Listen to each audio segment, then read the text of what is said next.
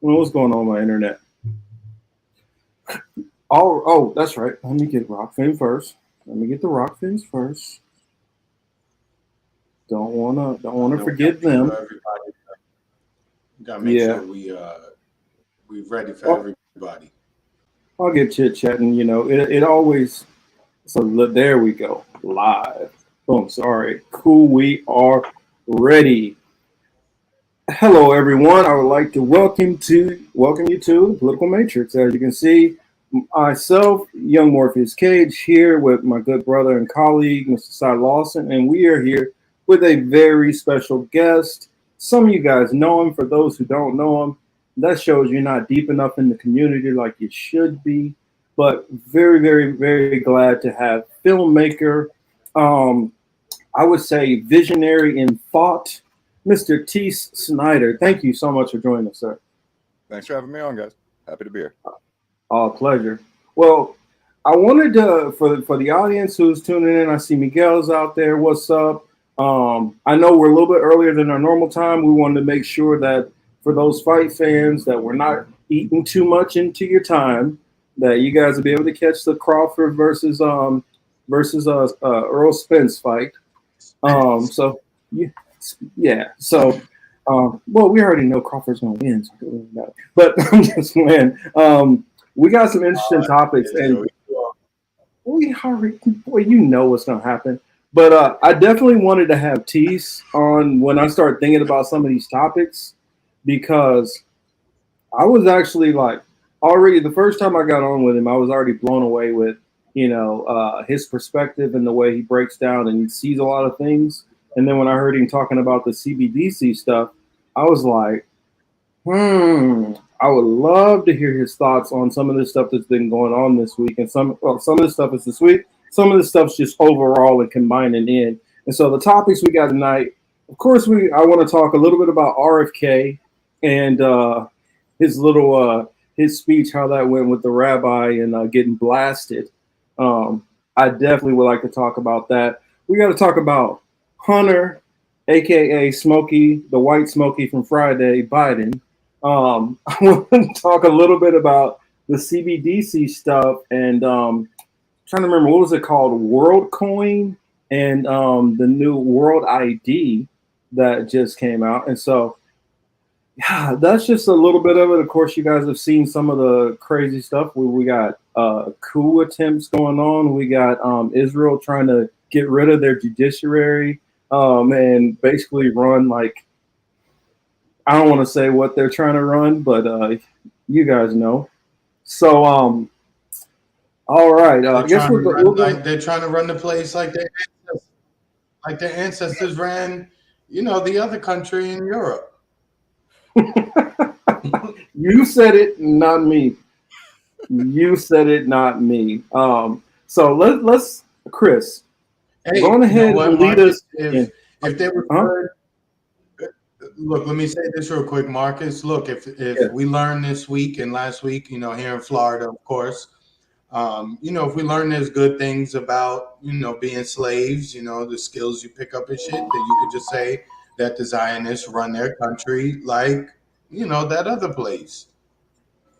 You know what I'm saying? Well, I mean, at least we can still have fun with that. Oh, shout out! I see Gregory. Gregory's over on the Rockfin side. Welcome to our Rockfin viewers over there. And make sure you guys chime in. We'll try to make sure to keep you in the discussion. Um, but Chris, I know since you follow everything with the White Smoky, from Friday. Let's go on ahead and go into it, man, because we've already had his and for those who are completely out of the loop, we're talking about Hunter Biden. We've just had his plea deal kind of fall apart. And then there's been some interesting news that's come out about a certain painting, that he sold for close to $1 million. So I was wondering, Chris Teese, what are some of your thoughts on this? Or if there's anything that I'm missing, can you guys please fill it in and add to it? Chris, you want to go I first? mean, I wouldn't say, yeah, I'll take it. I wouldn't say you're missing anything.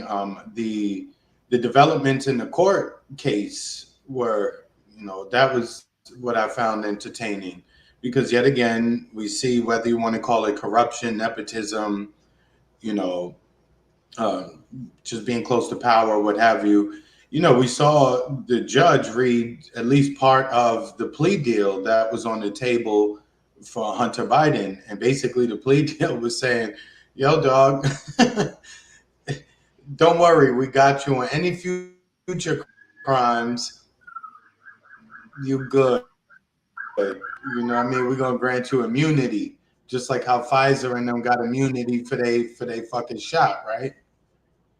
So that was very, very interesting to learn. Not that we didn't know that, but just to hear the judge read it, and even the judge's reaction was kind of like, "Whoa, what the fuck am I reading here?" Like this is not typical. This is not a typical of what I see in these type of deals. So of course the whole shit the deal went to shit. No one agreed, and he pled not guilty. Here's the funny part: if he took a deal, that means he already like admitted to his crime. So for him to turn around and plead not guilty is procedural. I get it, but we all know you did the shit. You didn't pay the taxes, right? And you got caught on the gun charge. This should be very easy for the feds to send him away for, I don't know. I don't know what the max is, but maybe he'd do like maybe a 4-year, 5-year bid in the feds. I don't know how long he would get on those particular charges, but I would think he would do some type of time in the feds based on the case they have against him. Yeah, I would say that it's probably, we're talking max that he would get. Yeah, it's roughly probably about 4 years for all of that stuff. But the issue with his lawyers, they were saying, is that that it didn't cover him from possible other future charges, and that's kind of where I held it fell apart. Teace, your thoughts on it? My thoughts on the entire thing is that it's sort of just like a level of depravity and embarrassment that equates to ritualistic mockery that's dangled in front of the American public at large to make us look like a joke. And so whether they get away with it or not, we all know what they've been doing. And so that's one of those things where the court of public opinion, the verdict's already in, except for the people who are full-blown brainwashed.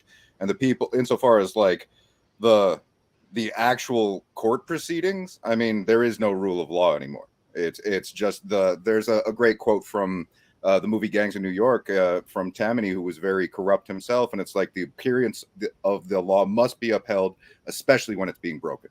And so this is so much about the appearance of the law so that you can give people those kind of like perceived blips of little wins, depending on the amount of blowback that they get.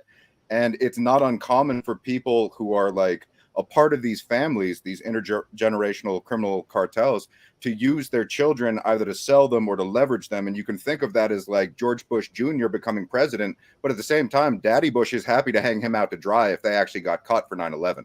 So it's one of those things where there are those insulative layers to which they are prepared to take a bullet without it actually getting hit for it. Yeah, I mean, I think that's a great way to look at it. I mean, I always thought that it was kind of interesting that, because, like, make no mistake, I don't have any love or affinity for any of these people, so I'm happy when I see any of them go down. But I noticed that it was just weird to me how typically, like, I remember when the Bush daughters, they had DUIs. They stayed on their asses for that. That's good. I'm glad. They were doing some stupid shit. Hunter Biden, I'm glad he's being called out. But I'm wondering how Jared Kushner was able to walk away and get, billions of dollars for a really corrupt deal and really didn't get much attention. It was just really interesting.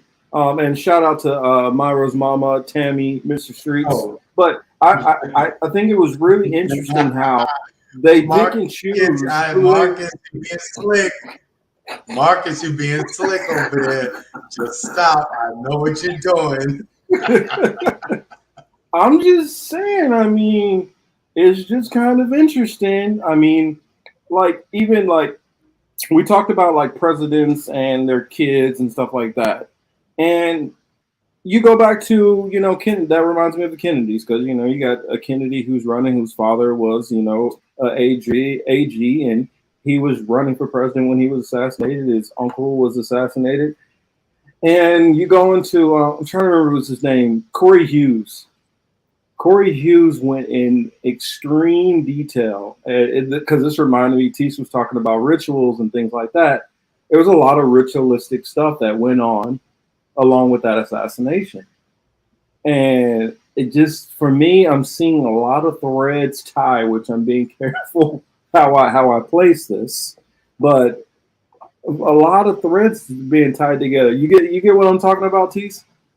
Yeah, no, I mean, I think that the entirety of what's happening right now, Charlie's book, Charlie Robinson describes it as the controlled demolition of the American empire. But when you understand the various different kind of like threads that underlie that infrastructure, we could talk about it in the bureaucratic sense of like the federal government and all that kind of stuff. You go underneath it, it's the deep state and it's the continuity of government program, which was initially put into place back in response to the atomic bomb threat, that kind of thing. Or it's the idea of sustaining the veneer of government, even if everybody's dead. I mean, we're willing to basically sacrifice all of the people as long as we're able to keep this evil parasite alive. And that's very reflective and emblematic of the actual like happenings. And then we occasionally get kind of blips of that effervescing to the surface. And then that's what we end up reporting on and reacting to.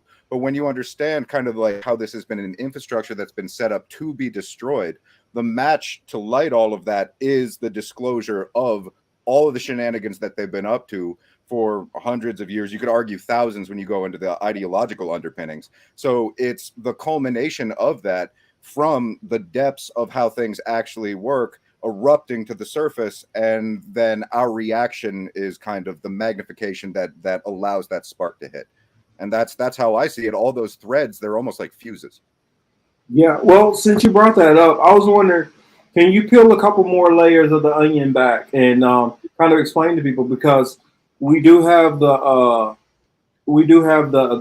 families with these long generational ties, and then we do have like many different orders which are going on, and so you have all of these different orders under a certain umbrella. We had like the Bavarian Illuminati. We had all of these different things that tie back. Like I gave like a quick example, like the Astor family, which owned major chunks of New York, like the Reynolds family that I talked about last week, where basically majority of the tobacco in this country, like 85 to 90% of it, is owned by this one family.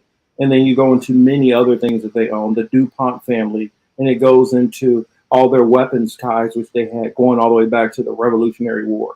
I mean, there's like really just handfuls of families that have a deep grasp into all this stuff. Even the Kennedys going back to their bootlegging days, and then their ties to the O'Kinnaid family, which is in Ireland, which they go into different what is it? Not political, clergy. Some of them are tied into different parts of the clergy and going into the Catholic Church and the Irish Catholic Church and the Jesuit order. And it gets really interesting when you start digging deep back into these people's backgrounds.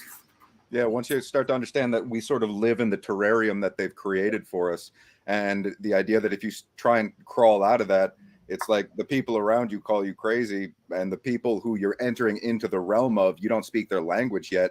So there's this kind of weird intermediary realm that has been the disclosure of conspiracy. And we're all trying to get everyone else up to speed before we get hit by something really hard. What's up? Mm-hmm. Oh, what was that, Chris? Purgatory. Well, yeah, that's what we're in, definitely. But like I remember I had a tough conversation trying to explain to, let's say, a couple of black leftists. And I was trying to explain to them that slavery didn't end because of the Civil War or because of the revolts. It didn't end because it ended because the people above found a more profitable mean that was more efficient, and they moved on. And that we haven't really transitioned from, oh, we're capitalists or we were partially socialist here, and we're still under a form of feudalism. It's that most people can't see the ties of it. Yeah. No, that's very true. And I mean, like you could take that back to the federal government basically seeing a more economical manner of enslaving people, wherein they have the illusion that they're free. Like Goethe said, none are more hopelessly enslaved than those who falsely believe they're free. And Frederick Douglass, knowledge makes someone unfit to be a slave. So they got to keep us ignorant, and they got to keep us like call it purgatory or in a terrarium or whatever verbiage you want to use for it. It's the state of slavery that we're still in, and that's everyone at this point. They wanted to expand the margin so it wasn't just about color anymore. Eventually you could get everyone in the club, and it is feudalism, just like you say. It's that oligarchic class that is the underpinnings of the Committee of 300 kind of thing, and then that's all those different families that you list, and they're all in the club. They're all aware of it. It's just that we're slow to catching up with the game because we've been getting played by it. Yeah, I mean, I definitely agree on that. And Chris, I was kind of wondering, like, because you grew up in New York, you know, and so being so tied in and being able to see some of the different power players and how they control this stuff on the ground level.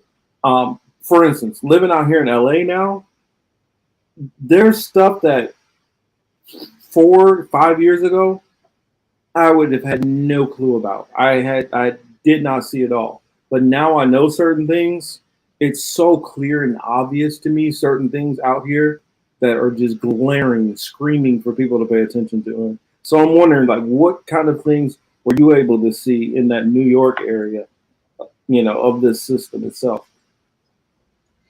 I mean, I guess since I would say one thing, because the police force is so large in New York City, you know, just watching them operate, you know, as an entity, that was fairly interesting to watch, considering, you know, where our daily travels took us, you know, from nice neighborhoods to the hood, watching, you know, literally how police go from relaxed, not caring, not paying attention to wanting to mess with every single kid on the street. So that was something to watch, you know, especially, you know, obviously when you start to look at who lives in what neighborhood. Because I used to try to tell people all the time that true, it is a class thing, but they do stack different groups of people against each other in these classes also to keep perpetual war. And I used to deal with this more because, like, on TikTok, I've been kind of going back and forth with some conservatives and, you know, some of the views that they have that they get from their different media outlets, which I would try to explain to them. When you're dealing with, like, people in the black and brown community, for instance, most of them don't have a beef towards anybody. They try to work out things. Yeah, most of them are like, fuck the government. They don't care about, you know, politics or none of that shit.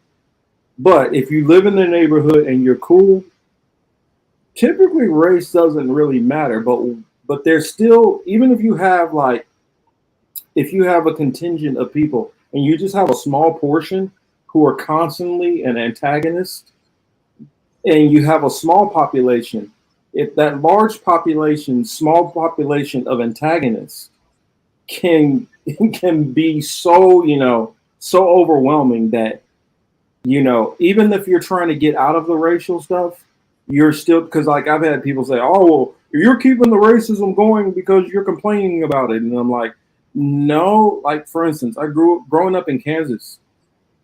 Kansas is like a 98% white state. The moment you get out of certain areas, even if 7 out of 10 white people you run into are cool, that 3 out of 10 you run into can be the difference of life and death. And it's like, I'm not making it about race. These people I'm dealing with are making it about race.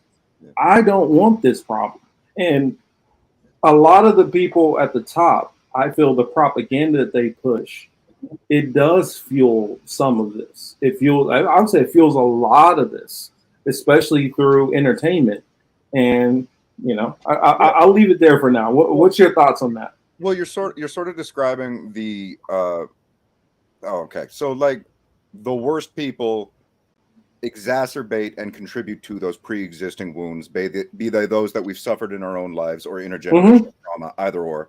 It's all stacked on top of something major. And then the enabling class, which is kind of like the intermediary who doesn't stand up to that kind of shit, or does it kind of just like in a way in which it's just posturing, but they don't actually give a shit. You know, as long as you keep the people in the middle comfortable, they'll turn a blind eye to that shit.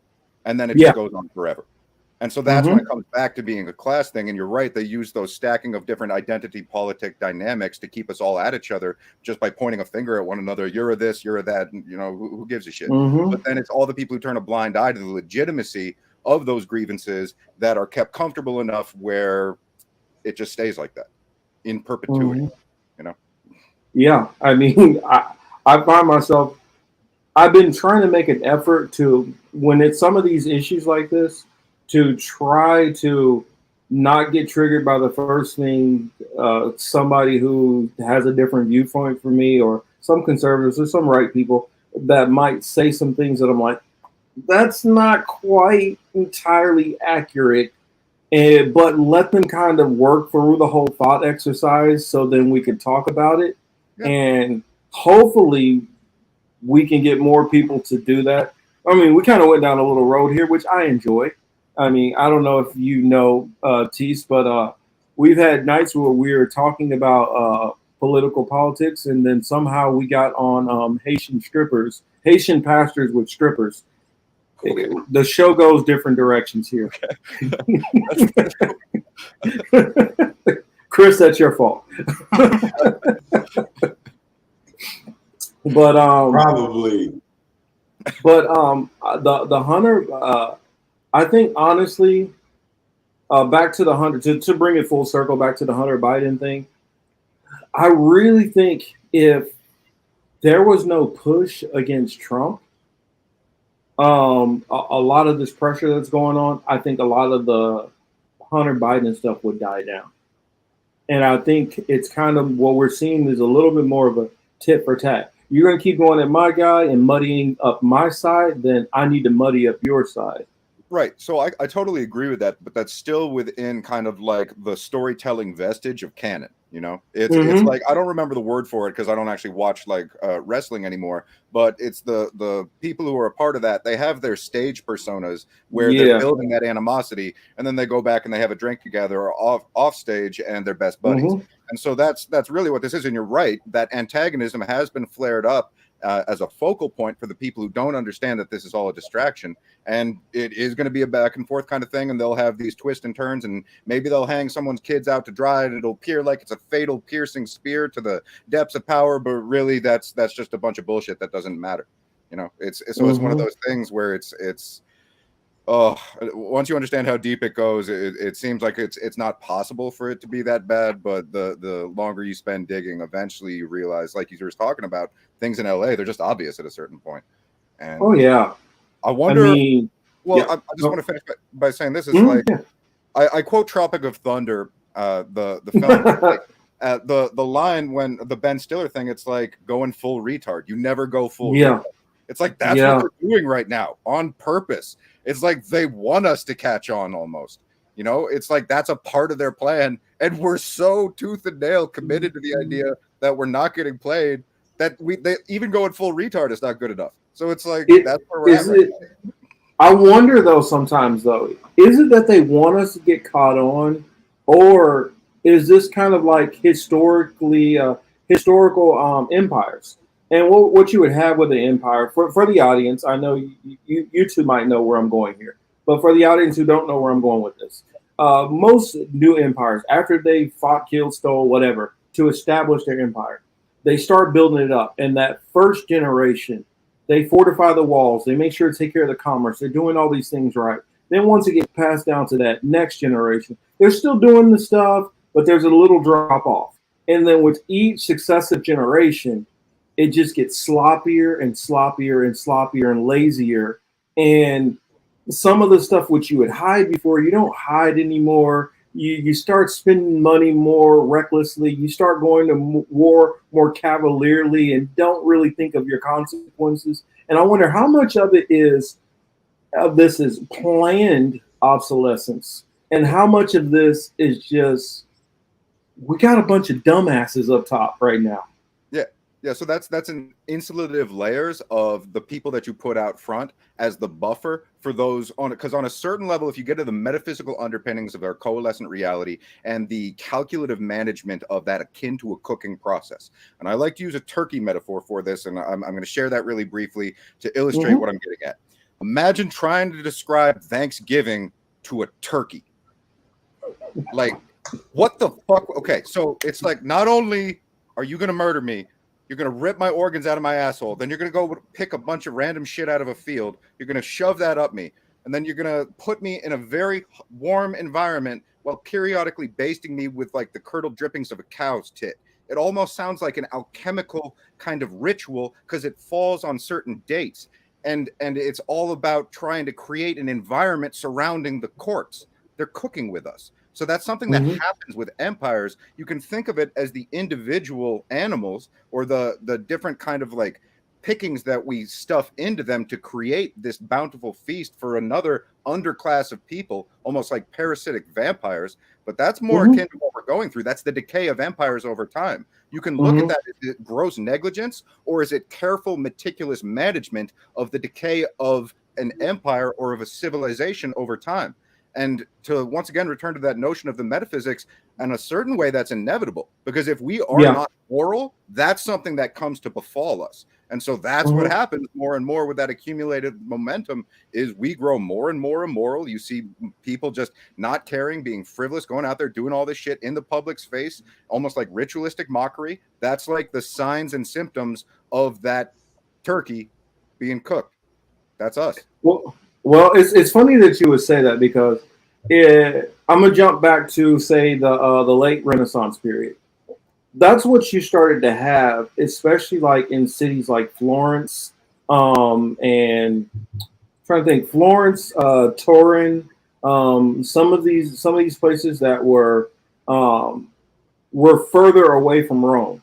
The further they got away from Rome, the more decadent they got into their different pleasures. We'll say it that way.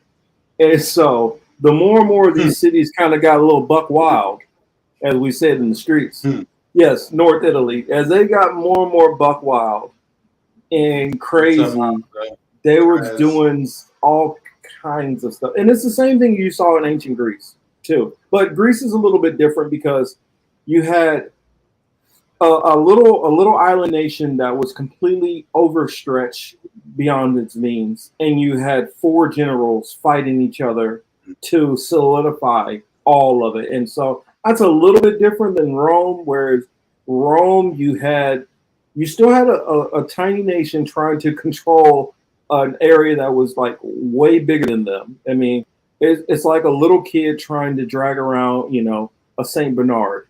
It's not a good idea, but they were doing that, and then their spending got ridiculous.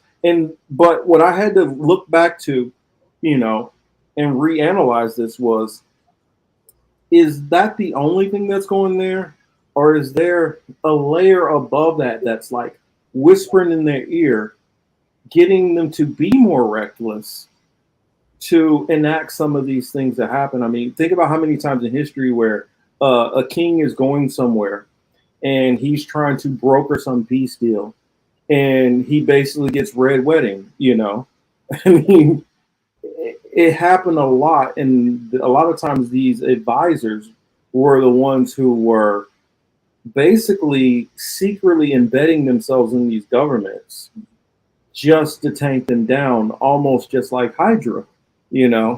Going into my comic book references. No, I hear you, and that's a good parallel, and that's sort of what I'm referring to based on the level of not, because I mean, like right now, government is basically just useful idiots and people with control files. That's what it is, and it's been built up like that as a bubble to pop deliberately. And then the deeper you go, it becomes more of the people who have been tasked with seeing that come to manifest.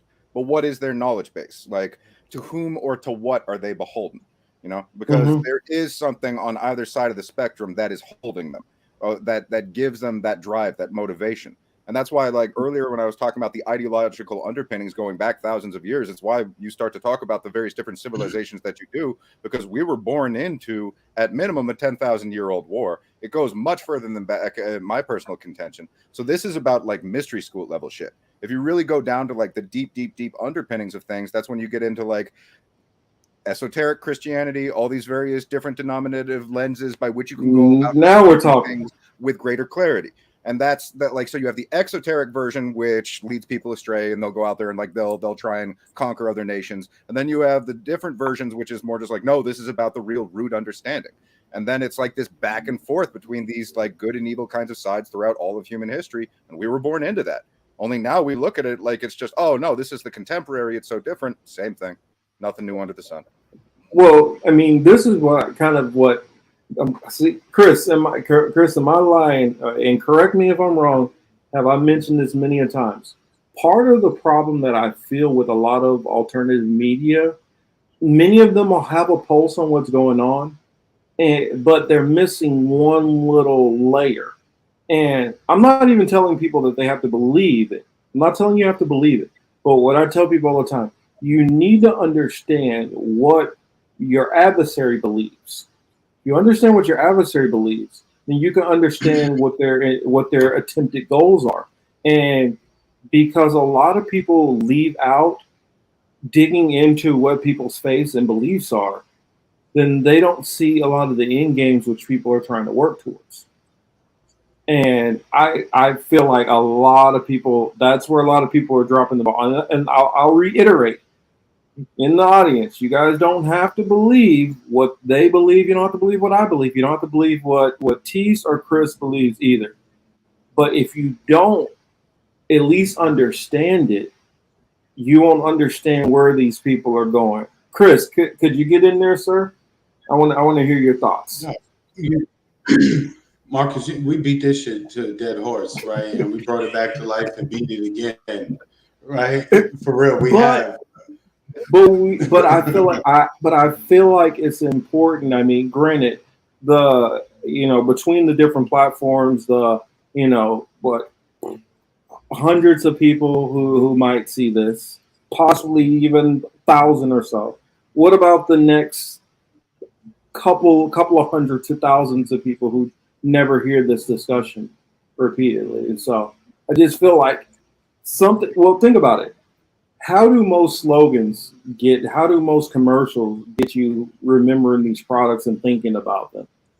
By repeat it. And so we gotta repeat it, and maybe it'll sink in to people. No, that's fair. I mean, to interrupt for a second, it's like I, for about 9 years, actively struggled against about how deep this shit actually goes. It's one of those things where, like, I started as a 9/11 truther. It's like way back when I was younger, like going to film school in New York, I voted for Obama the first time. Because in that time period, coming out of Bush, you're like, is this dude actually helping? Like, come on, let's get on it.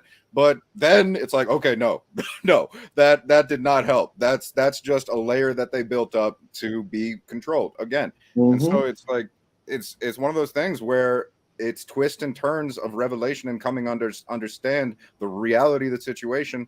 And it's okay to struggle with that for a very long time. A lot of us who have gotten far into this have gone through that ourselves. Yeah, I say whether it's prophecy manifesting, or whether you believe that somebody is manipulating prophecy to make things happen, they're giving you a layout of what to expect.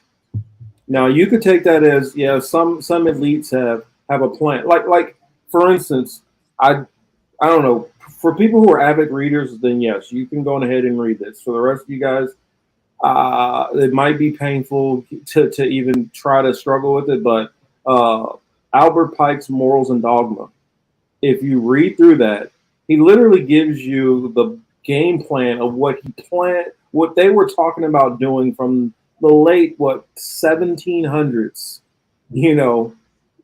what they were planning on doing going into the 1800s, the 1900s, into the 20th century. I mean,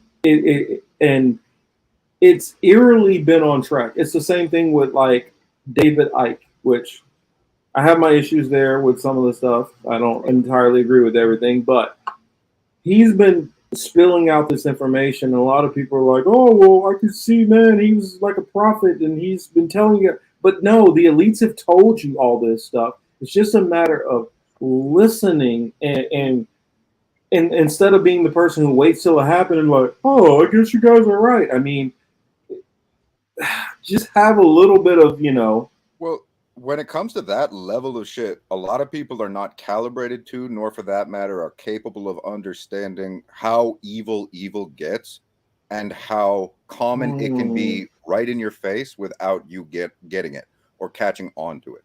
And this is like, if you can go into the realm of like the old religion or the nameless religion and the intergenerational like trauma-based mind control that has refined itself over time. You can look at that in various different cultural practices. In Native American practice, it was the idea of shamanism. It's not necessarily even anything that you would want. It would be born out of trauma that you endured, and then you were able to refine to a skill set that you were able to master. So it's one of those things where they've been mastering the application of pain, like from the Celtic or Celtic tradition. Their berserkers, they were like taken into really dark caves and tortured so that they would reach a dissociative state. And then that would be the kind of thing that when they went out on the battlefield, they'd be just fucking primal. They'd be like mhm, devolving arguably to an animal state, but it's the kind of thing that would catapult them to that place.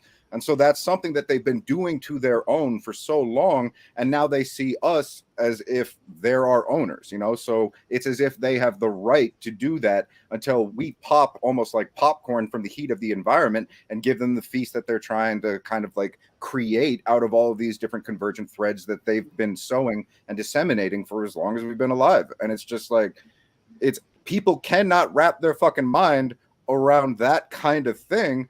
I get mhm, that because it's brutal. The idea that they'd like yeah, start raping their kids in the crib, that kind of thing would yeah, be normal, that they'd be loading them with like suicidal tendencies if they started to talk about this, that the idea of a dissociative state isn't just something that we stumbled into with MK Ultra. It actually goes back through like long lineages of like oh yeah, the refinement of trauma. You know, it's like, so you had the Nazi Germany moving via paperclip into the then MK Ultra dissemination of that, and we're now being blasted with it all the time in a diluted manner.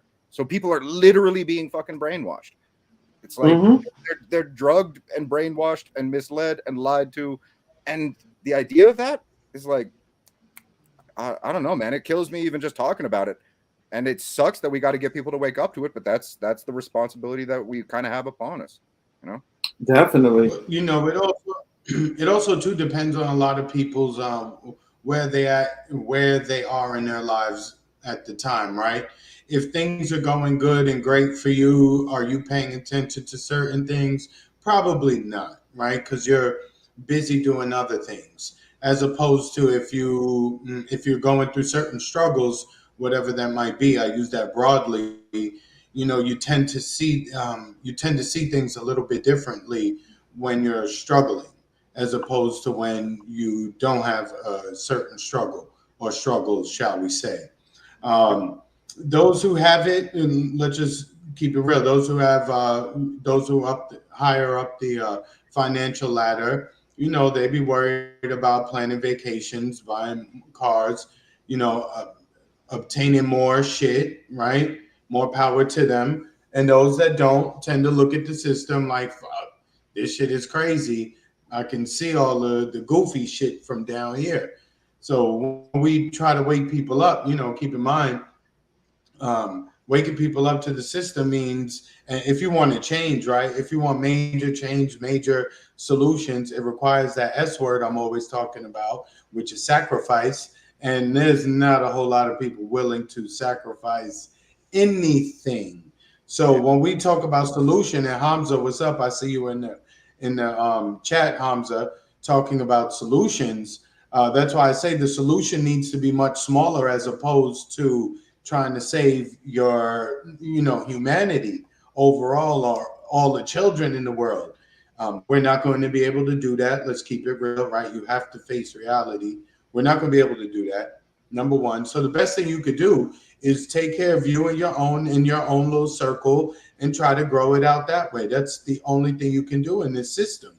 Anything else, we watch it, they're going to crush you. And that's not to be negative. It's just to say that you just have to grow your own seeds and, build it out from there. Uh, all of us getting together to do what? What we going to do? Storm the Pentagon? What are we going to do? Hit some Tampa. Like, for real, what we gonna do? No, okay. Like Chris, you're so on point. Like it's granular. So you're right. You got to take care of you and your own in order to have the resilience to be able to inspire or affect anybody else. But we're also at a unique kind of like catalyst or a moment in time. It's like a phase shift, like the simmering water that eventually reaches a boil very, very, very quickly. And that's because of the internet. We do have that kind of limited window of time to try and disseminate those kind of realities in a way in which it resonates, and that ripple effect makes it so that maybe by simply taking care of you and your own and then being that voice of reason in a public forum, that is the difference for another person. So through understanding it in a sequence of steps that we're all able to take together, maybe we can accomplish more than we thought we were able to. And that's one of those things where it's difficult to know what to do, because you're right. Like describing it like go storm the Pentagon or some bullshit, that is everything wrong. Yeah. Like that is crazy. That doesn't help anybody. Revolution is re-evolution. It's about aligning with the force of love, our higher self, and following that path. And that's everything that you just said. You're exactly spot on. Think about it. Any kind of, Marcus, hold on 1 second. No, go ahead. Any kind of physical pushback, I think at this point, right? Whether from the citizens, right? Whether it be storming police stations, courthouses, things like that, using weapons, that is just an excuse for them to be like, oh, I've been waiting to use these toys. Yeah. I've been waiting to implement these programs. So to that extent, if you're thinking that, in the 21st century, that we're going to have a violent revolt like that at this stage, at this point in time, we're not. You know what I'm saying? They have all the tools to quickly shut that shit down. You ain't see what they've been spending their money on since 9/11. It's look at what they did in Iraq, right? In some cases, Pakistan. That was the blueprint. They were showing you what they're gonna do whenever they come and invade you. For the 21st century, that's gonna be the new shit, and they showed it to us already. So, to those who think that the Second Amendment and all their guns and all that shit and the military is gonna stand pat. Okay, player, whatever. I'm over here trying to grow some shit to eat, play some dominoes and chill. No, I mean, I agree. But what I always tell people, because Chris H asked this question. Let me put his comment on the screen and read it. It says, to an extent, doesn't matter anymore what we are going to do about 1,000-year-old bloodlines, etc. That's an almost impossible level of Chris. The thing which people make the mistake is their belief in the solution is that we have to do something to the bloodlines. I would actually rebut and say the actual real thing to do is to not do. What I mean by that is I've focused so much, and me and Chris, and I'm pretty sure a whole lot of others have focused on trying to inform people.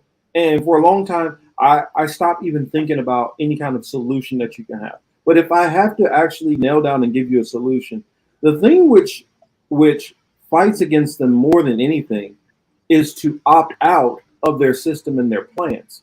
They want you to be a part of what they're doing.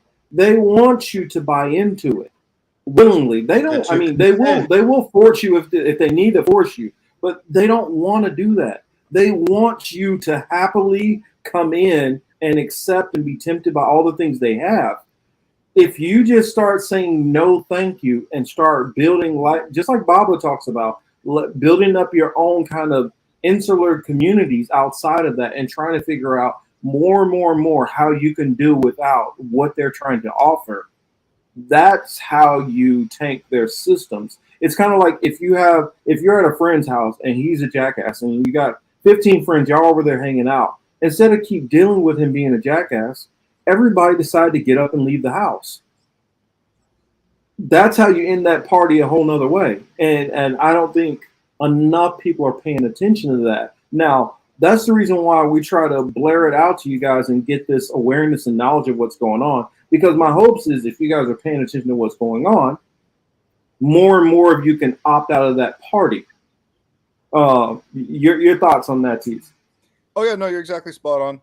It's one of those things where it's a combination. Like what you need to do is you need to understand the reality of the situation, and then you need to go a different direction. We have been taught things backwards, so a lot of trying to set yourself straight and actually go the right way.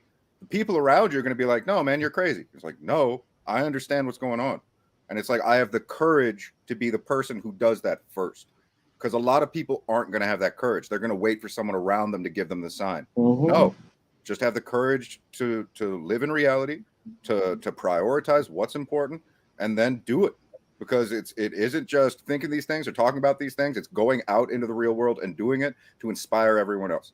And that's all there is to it. And once more and more of us do that, eventually that becomes a mass migration, which is that phase transition, which is the thing that changes the world for everyone.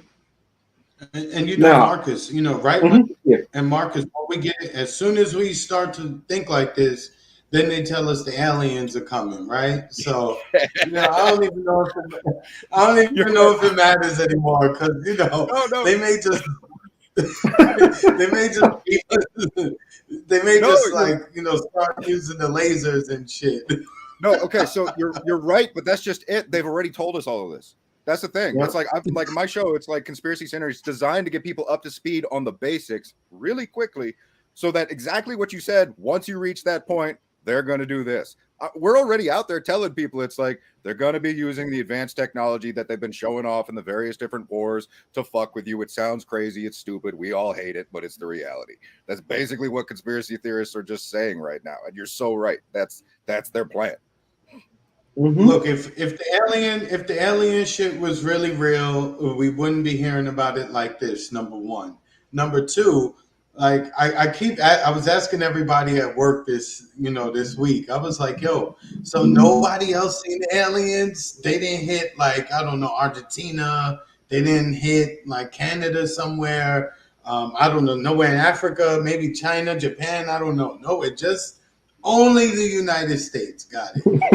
Oh, Chris, when you dig into it, man, it's been a very long time thing that crosses over with ancient technology.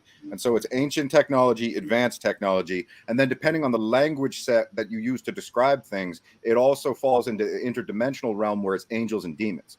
So there's a huge spectrum of different things which are all being conflated in the contemporary language in order to take that and try and use it to disseminate a different timeline in the future that they want to basically rule over.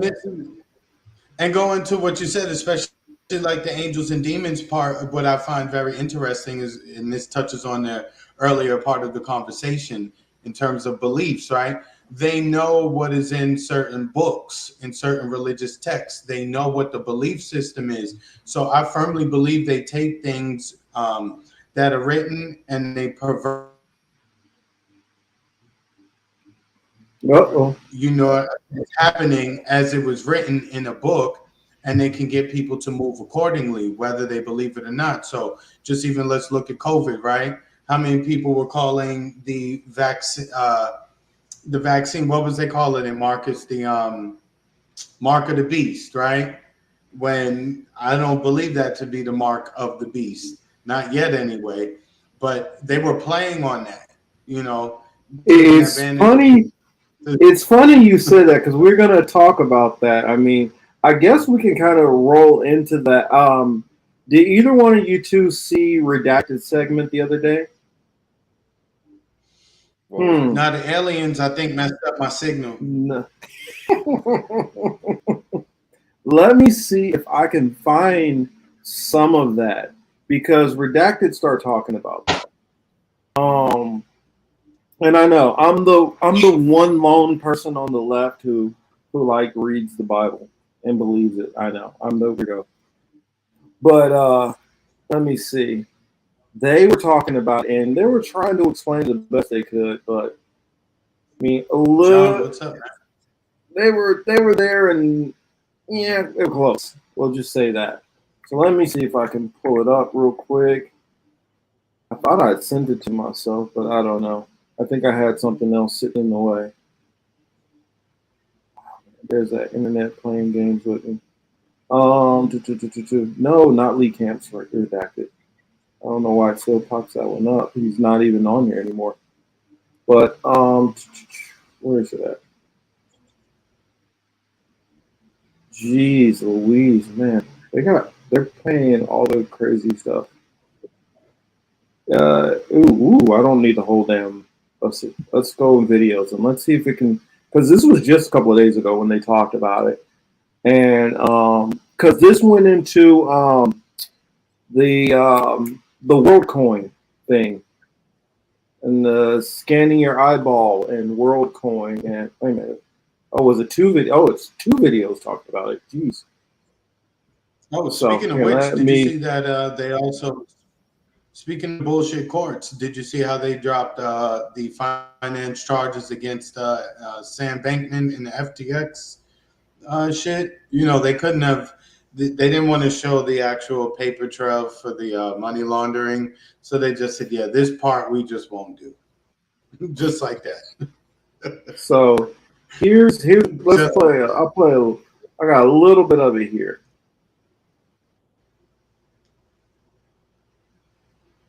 Come on, internet.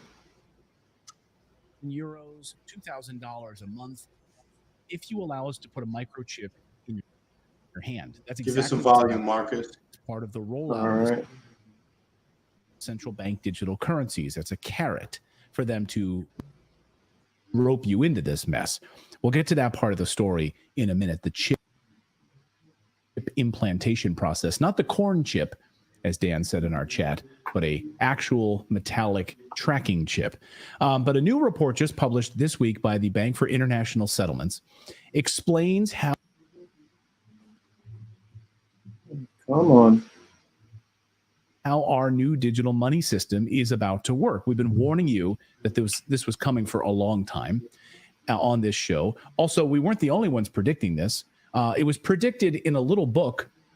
You might have heard of it called The Bible, The Mark of the Beast. For one thing, this is how this new system would operate. According to them, the Bank for International Settlements, the new reserve currency, forget the dollar as you know it, basically. This will be the new reserve currency, which is how they want to label it and how they are labeling it. This would be used to settle all transactions. As everyone moves away from the US dollar right now, this seems like perfect timing to be moving to this new system. So are they purposefully torpedoing the US dollar in preparation for a global new reserve currency? One might wonder, right? We don't believe in conspiracy theories around here, but you have to wonder. It could include the confiscation of all property, physical property. By assigning it, every item would receive a real world. Every real world item would receive its own unique digital token. So, what do you guys think about this? Right, this idea that they could. I'm not saying they're going to, but your car, your house, all of these sort of physical items that need a token process, you have to get them digitally tokenized in order for. So I brought that up is because, like I said before, whether you are a believer in the Bible and believe that yes, it was predicted a couple thousand years ago, and that's why we're going through this because it's prophecy being fulfilled, or whether you believe that these are people who read this and they're trying to manipulate us by making the reality seem like it's prophecy when they're the ones who are fulfilling this prophecy, self-fulfilled prophecy. You know what I'm saying? I don't know if that made sense or not. Yeah, no, I think it's both at the same time. I think that there is that certain art reflects life reflects art kind of thing, and so many of these stories have been told or come to unfold because they were told, so it's sort of a cycle that we're caught in until we're able to catch it and go a different direction. And I think that really, like, the story of humanity over its long and bloody different, like, nations conquering nations, like a ruling class using people as pawns over and over again, it's freedom versus slavery. in one denomination or another throughout history. That's what it's been. And they're going for all the marbles this time, and it's quite overt, and they need your consent to be able to really get away with it. So that's a great way to try and get people's consent, is to play on pre-existing scripture, either to write you like what seems like a way out, only to loop you back in, or potentially to have people really break through that realm and create it. Because that's really what the solution to a lot of this is creating and growing and building. And that's the solution. So this brings me down to like my personal contention about what the nature of money is. Its very existence isn't real. It's just usury. So whatever currency we are used through usury, it doesn't change the fact that it isn't us as people helping one another in a brotherly manner. That's what we're supposed to do. We're supposed to help other people who we love and support because we love and support them. Any intermediary in any capacity that dilutes that steps away from the full force of love. So that's what currency is. Every incremental little bit in which we drip into it is what fills the vessel that they're trying to sell us. You know, they're trying to like bottle us up inside of it. That's what this is. And then they hide it behind the idea that, oh, it's this new is it a currency? Is it something other than us helping one another? And then you get down to the idea of, okay, but are we even able to do that because we're so torn up and we're so divided with one another?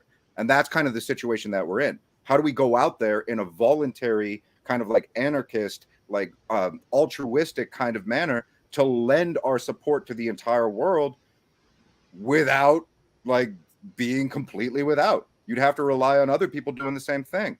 And then only slowly over time would you reveal a better system that isn't dependent on the system of currency that is used to define the current at any point in history, you know?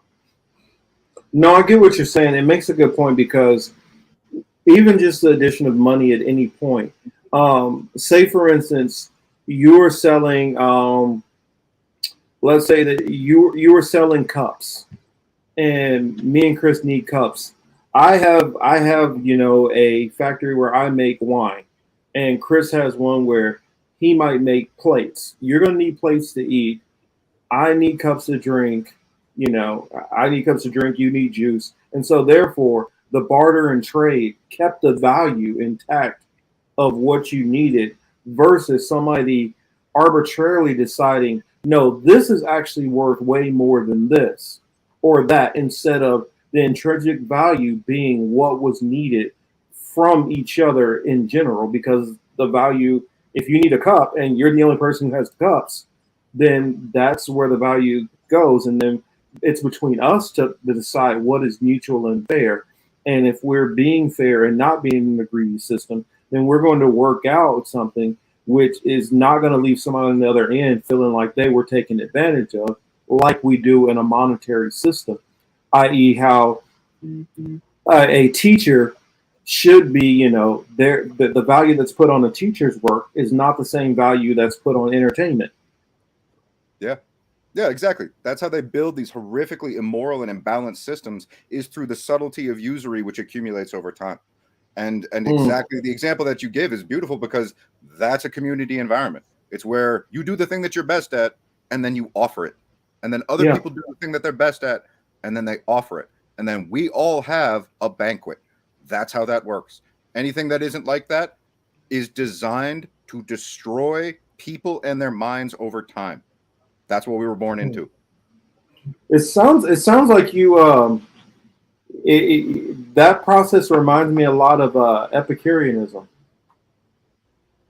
I know the word only because of like the magazine. Tell me like the culinary. Well, Epicurean was a Greek philosopher, and he believed basically Epicurean, his system of the way society should work is what formed the early roots of small c communism before it got exploited into what it was. So basically, as long as it's not government, then yeah, I'm with you. Yeah, it's small c as far as community. Because early Epicurean, in his community, nobody had doors or anything. Everybody's home was everybody's homes. Everybody shared together. If one person was struggling, they all came together to help that one person and made sure everybody is taken care of within our community. And then that was what branched to the early forms of communism, where we all have equality. These people say they might be doing the job of hunting and gathering the food. These people are cooking. These people are preparing shelter. These people are getting water. And so, as a community, we're all working together for the greater good of us all. Now, somewhere along the lines, well, I know where it was.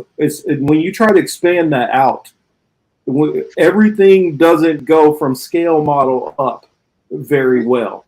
We all And know like, when that went awry. We all know. yeah, yeah, we all know.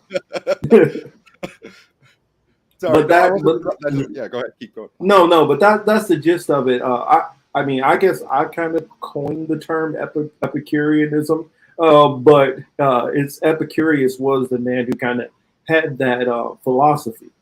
And a lot of early communists, like I'm talking about way before Russia even thought about it, back to way before the feudal days. Yeah, That was that was the early thoughts of it. And a system like that works in a tribal community. It works where you have a shared culture and a shared understanding of value and work and have that proper balance. The problem where it runs into problems is when it's expanded out over a large group of people who don't share the same cultures and values. So if you have this tribe over here, their value system was, I knock you over the head and take your shit. And if you can't take it back, then tough luck. Well, when you start throwing those people into the mix, then everything gets awry. And that's kind of where communism kind of started having its problems. Yeah, so the premise of communism, you're right, it preceded the whole Bolshevik Revolution and then the emergence of that, which was something done deliberately to co-opt what the roots of it is supposed to be, which is community. And instead, it's to make it something ushered by government decree, which is inherently designed to destroy humanity. That's what government is. It's slavery. That's what it's always been. And so it's more about returning to the roots of the thing prior to the point of it being subverted. And you described it great in the way in which it's supposed to allow us to care for one another. But then it becomes kind of that back and forth dynamic of people trying to rob and steal. And then, yeah, it's the clusterfuck shit show that we're in, still in the contemporary. And my personal contention is that comes down to the geometry. And the geometry right now in the contemporary is that everything falls within a centralized bureaucracy with layered and compartmentalized hierarchy. Everything does. The corporations, the government, the way in which we use subjective rule of law, all of these different things fall within that same basic framework, and then we exist within it. So to return to a point of us being able to have those communal ventures, all you have to do is really change the infrastructure of engagement between one another. And what I mean by that is that the premise of corporate personhood is kind of like this vast umbrella that we're all beholden to or dependent on in one way or another. But if you're able to diminish the degree to which we're either so that we recognize corporate personhood as a legitimate thing, which it's not, it isn't, it's crazy, and move away from that to a point of, will I simply work in something closer to like a honeycomb geometry with the people who I know and love and trust? And then you could take, like, say, 8 people in a honeycomb, and then they could connect to another one, which would be kind of like the equivalent of a community. And it'd almost be like a snake shedding its skin in a way, where right now we have that corporate personhood, centralized bureaucracy infrastructure that everything exists in. But if people are able to return to a point of trusting and loving their own friends and family and their kin, then that can shift and change everything. So we really just need the kind of like infrastructure of that built in a way in which we're able to interact and communicate without, once again, running back to the system. And the problem with that is they're going to do everything in their power, the more in which we create those kind of like counter economic systems to force us to be dependent on the pre-existing one as it consolidates more and more. So yeah, it's like a broad lineage of from like ancient to contemporary. Those are the various different systems of enslavement that they've built for everybody, expanding the margins out from just black and white to now it's, are you a billionaire or not? That's it. Everything else doesn't matter. Yeah. And I stand corrected. Jira says, good coin, Epicureanism. Oops, Google already knows it. So I guess I was just putting it together. But it makes sense that it would already be, an ism. But I don't and, know, Chris. Some of your thoughts. Your thoughts on it, sir. No, street. Side note: Streets had asked me if I saw that New York was banning wood stoves in the city. Yeah, there's a couple of restaurants that are gonna have to do something there. Through that though, keep in mind, Streets, they're gonna save New York from climate change. They're single-handedly going to improve the water and the air quality in New York. So while you have to give up flavor of your pizza, just know that when climate change hits New York, is going to be safe because 100 pizza makers change their oven. Well, Chris, that the discussion now is over. Now the whole Chicago versus New York pizza, you guys automatically lose now. I guess so. I guess they want New York to get those the Back to the Future microwave that they had in Back to the Future 2. Remember the little one, the one they put the little pizza in, and the little pizza, and then you get the whole. Yeah. I guess that's what they want now. I mean, technology is cool. Electric shit is cool. Keep in mind, but certain things like pizza and wood, dog, it's just leave it alone. Do some other shit. Fix some other shit. You know what I'm saying? I don't know why that would be a thing. But anyway, going back to the digital currency shit,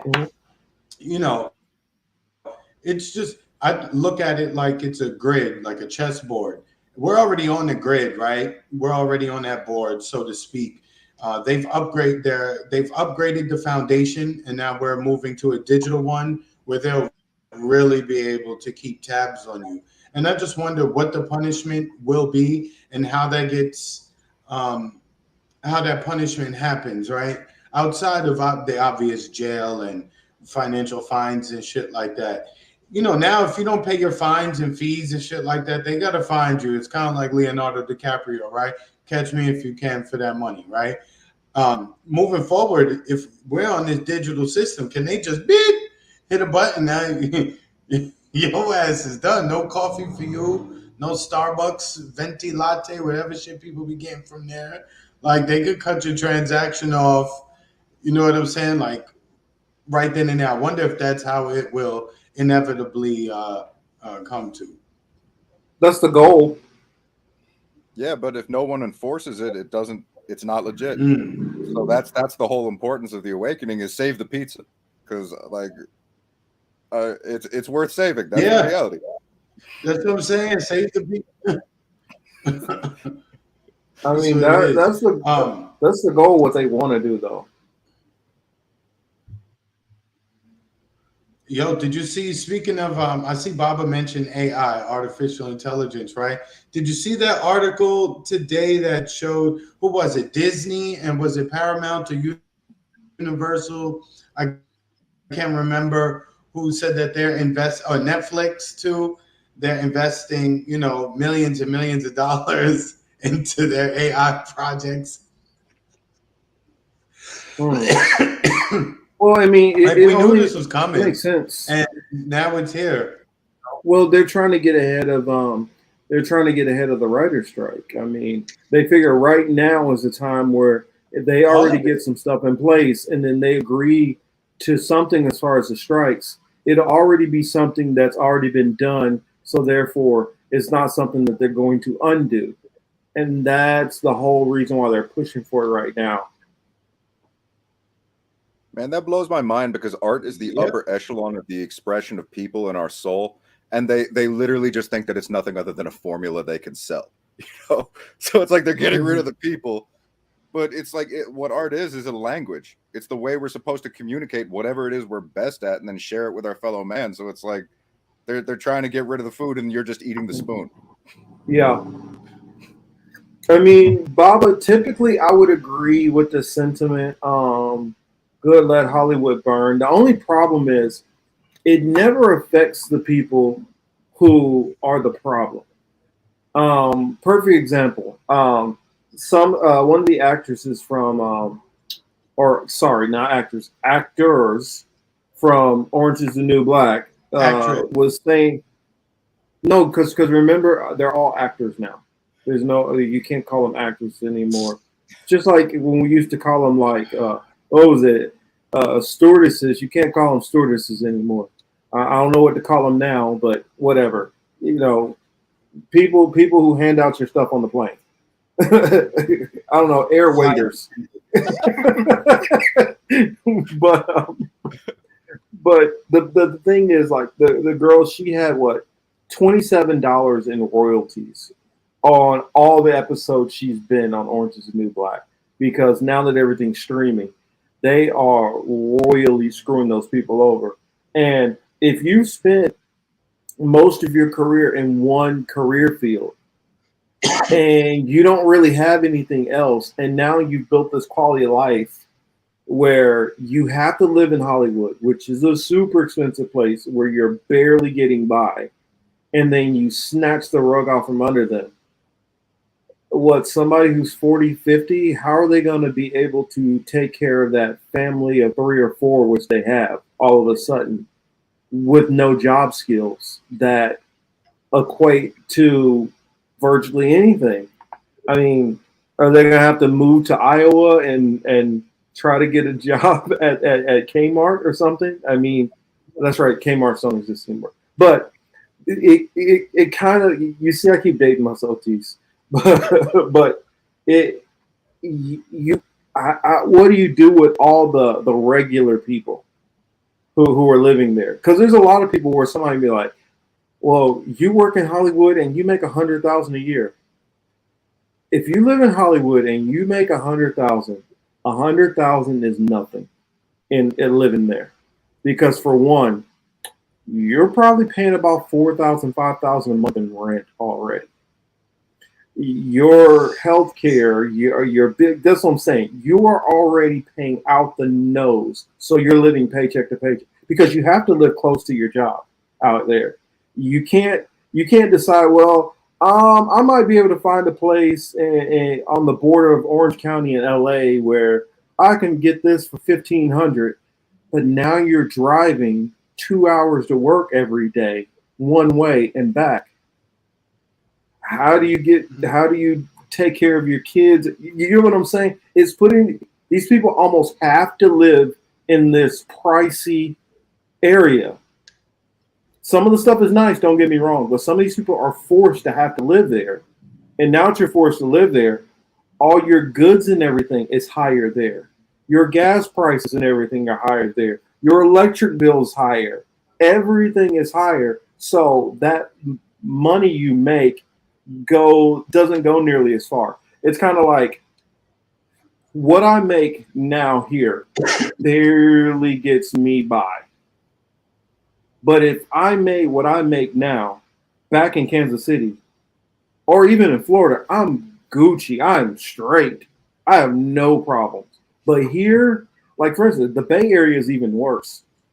In the Bay Area, some of the houses up there, and Otters could tell you, you're talking about some of these houses, $800,000, $875,000 for a 2-bedroom, 1 bath with 1-car garage. I mean, in a crappy area. And because you have so many millionaires and tech billionaires, it inflates the cost of living so badly for people here that even when you make a whole lot of money, it goes nowhere. So I mean, that's my thing. Out of Hollywood, a good 90% of the people ain't making that much. I mean, it's kind of the same thing which I saw kind of in pro sports. You got a couple of people, the Patrick Mahomes, the LeBron Jameses, who are making astronomical amount. Then you got that guy who's at the end of the bench, who just making enough to be on the team, who's having to pay for a lot of things. And here's another thing, especially for football. If you only play a couple of years and you get right out, you don't have that health care. So all that damage you've done to your body, you got a lot of out-of-costs that you're going to be dealing with for the next 20, 30 years. Or 40 years, depending on how long you hang on. especially since lately a lot of them been getting CTE and not making it that long. So I don't know. I just felt, I mean, screw the industry, because what's going to happen is they're going to cut all the small people and the average Joes, and then those corporate executives are going to still make out like bandits. Oh, okay. Can I comment on that?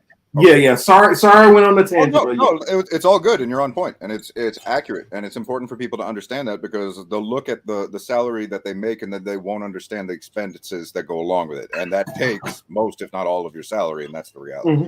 So when, like, I'm a filmmaker, I'll be right back, guys. Oh yeah, for sure. Talking about the way in which the industry has been structured and the way in which the unions came into being to counteract the monopoly of Hollywood, because they were just brutally abusing all of the different people that they had, and so they wanted to unionize and to create these counter mechanisms to try and keep them in check. But a lot of, if you look at like the actual policies of, say, SAG-AFTRA, they haven't really revised some of that for like 20 or more years, because they're trying to keep everything in a reflective mirror of the large infrastructure. They don't want it to become decentralized filmmaking, where it's people who are working with their communities and with the people that they know and love to make their own projects. Instead, they want it to go through the system, which is a variety of different like checks to keep people in check. It's not something where if you're a brilliant filmmaker, you're going to get your work featured. No, it is about who you know. If like the festival circuit, in order to qualify for the Academy Awards, you have to go into certain festivals, which are basically like gatekeepers for what is or is not disseminated to the public at large. So what people don't understand is that the entire infrastructure and industry of Hollywood is built around insulating and controlling the narrative, and also dissuading or discouraging people from creating their own stories themselves, on, once again, in a smaller scale basis, and then using our technology now, which like filmmaking has completely changed. But like we understand that in the streaming service capacity, but we don't necessarily understand it in the fact that you could literally go out there with your friends in an iPhone and understand technical wizardry and put together something that is amazing, and then share that with the world. But it's not going to get the distribution or the people celebrating it. And if you really want to understand how people approach art, it's this: people, generally speaking, don't give a fuck about art. They care about what their friends are talking about. They care about what everyone else is talking about. So it's about controlling the conversation more than anything. And that's what the lens that we've been given for art is, and that's what keeps us blind. Man, well said. And for those who don't know, we'll reiterate again if you just came in and missed it. Teace is a filmmaker, so he understands how this works in the industry and how they keep out, anybody who's an independent thinker who wants to come up with his own films and want to do it their own way. You could lay everything out, get all the actors you want, but it's the distribution is how they control a lot of stuff. It's the same way, which when I argue sometimes with some conservatives, when they start throwing out, well, what about rap music? Rap music is controlled by the distribution. You think that the black community wants to hear a lot of these rappers who are out now? No, they don't. Not to the extent that we hear them, right? The whole, I've been talking about this for like over a week. That whole, Pound Town shit. You know what I'm saying? Garbage. Oh my gosh. You know what I'm saying? It's Teace, so fucking catchy. Hold on, Chris. Teace, are you familiar with Pound Town? I haven't heard that. I mean, like Chris, give him how it starts off. The shit. It's not mumble rap, is it? Like, come on. Oh, I wish she was mumbling. I wish she was mumbling. It's a young girl, and she's like talking about Pound Town, which she's being literal. The chick talk about her cooch is pink and her, anus is brown. You know what I'm saying? Literally in the song. That's what she said. Like, that's not me. That's her. That's her word. She literally says, my pussy is pink and my booty hole's brown. And my boyfriend a dick a bitch down.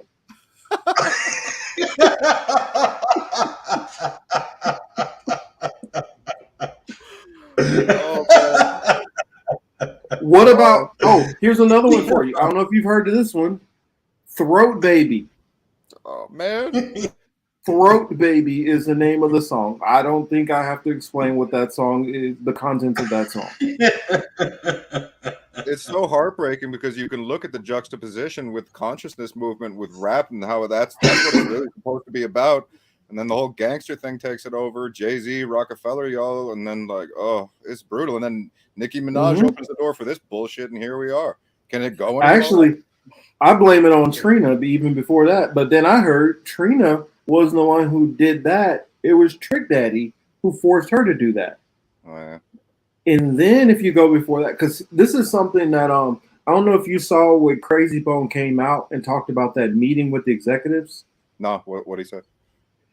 I won't play it because last time they hit me with a copyright when I played him saying that. But he said that the go ahead. The people who own private prisons and the people who run the record labels, they're very much financially intertwined, and the prison folks saw that they could use the music to help brainwash people into acting and behaving in certain ways. At the end of the day, yeah, some of that is true and all that is good and all that other shit. The thing is the law. They write the laws the way they do, they enforce the laws the way they do. So even though we like to point our fingers at hip hop and the messaging and shit like that, it is negative at times, and it does tell people, not tell, but it does lend your thinking to doing certain illegal activities. Let's not kid ourselves. Before hip hop ever was a thing, they've been coming for that community. So it is the laws. They just now, they just saw that they could use hip hop to fill their fucking institutions. Well, here's the thing: the timing, where it's even more kind of nefarious. This meeting happens like I want to say it's like 92, 93. What happened on the federal level? A certain bill that was starting to come out and starting to be worked on that happened to have something to do with Joe Biden. And then you have all of a sudden, a differentiate, taking it back to Hunter Biden, a different law versus crack cocaine and powder cocaine. Yeah. And it was all done all in conjunction together. And that's when you had the more forcing out of the conscious rappers. Yeah, but I mean, it's like they've been doing that even before that, insofar as like encouraging the use of heroin in jazz community and like the and in heavy rock. Yeah, and that's what I'm saying. It's like it's literally taking everyone's arts and idols and any inspiration that they might find in this world to poison them just that little bit. Because maybe it's like you're getting clean, or maybe you've had a bad rap or something, and you're trying to just reach a point where you're good again, and then you put on a song, and it's like it's lulling you back to sleep. So they got to do it in every different way they can to the highest degree, and it's brutal. Well, they just the thing is they bury, because there is a lot of quality music out there, right? There's no shortage of it. It just gets buried underneath the bullshit. So whenever you turn on the radio and you hear the first 5-6 songs you hear, if you can last that long, right? You're like, oh, I don't want no parts of this. Even if you go on the DSPs and you check their top playlists, you're like, I really don't want no part of this. However, but what you can do is when you start to search for songs and artists that you like and the type of music that you like, you can change the algorithm to then bring you to newer music, current music, in which people don't rap like the mainstream. So like I said, there's still a lot of good music out there. You just have to know how to find it. You know what I'm saying? And unfortunately, a lot of people are so used to just hitting a button and going, they don't take that time to do the search. So then you get people saying, oh, they only make shit today, and therefore I don't listen to the genre at all. But they actually do. You're so on point, and that's exactly right. I think the idea is basically you have that mainstream thing just to slow people down enough where enough of them give up, so they aren't able to get to the point where you're talking about, where once you understand that, you're able to get the good stuff. And and that's so brutal that's where our attention span is at. If it's slow, then it might as well just not be there. But yeah. Yeah, I think so. They have that meeting, they push that. Next thing you know, rap turns from, more kind of just flirting around and women, this and that, to now gangster rap becomes a big staple point. Then you have the crime bill. And then you start hearing more and more about heavy sentences being thrown at drug dealers and traffickers. Not to mention, if you jump back a decade before that, let's say 82, you had the influx of crack cocaine into the neighborhoods. And I mean, and then they did it. They did it the same in the rural areas with throwing meth out there. Yeah, man. But the media focuses. They like to focus it in certain ways, and then you'll put it on the conservative side, and they give you the image that that's the inner city. That's the whole entire inner city. That's what everybody there is about. The good thing, the bad thing, everybody has a podcast, right? The good thing, everybody has a podcast in that, in the music industry, right? You have people telling stories that you may not have heard, and now you can hear it, firsthand. Even how some of these songs get made.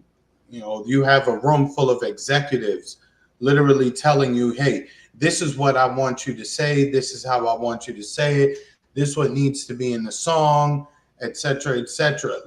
And it's weird to me because they're not the artist, right? They're the executive. They're the business side of it. So like I said, the music always going to suffer when the business dictates the art. When the art dictates the business, it's okay. But when it's the opposite way, it's all fucked up. That's where you get a lot of Pound Town bullshit. Mm-hmm. I hope I never have to hear that song. Yeah, the song. Oh gosh, and I got a feeling it's only going to keep getting worse. I don't know if you heard about Sukihana's song. She went to a school to give out like money for school supplies and shit like that. And the response from the kids was crazy. They all knew that shit.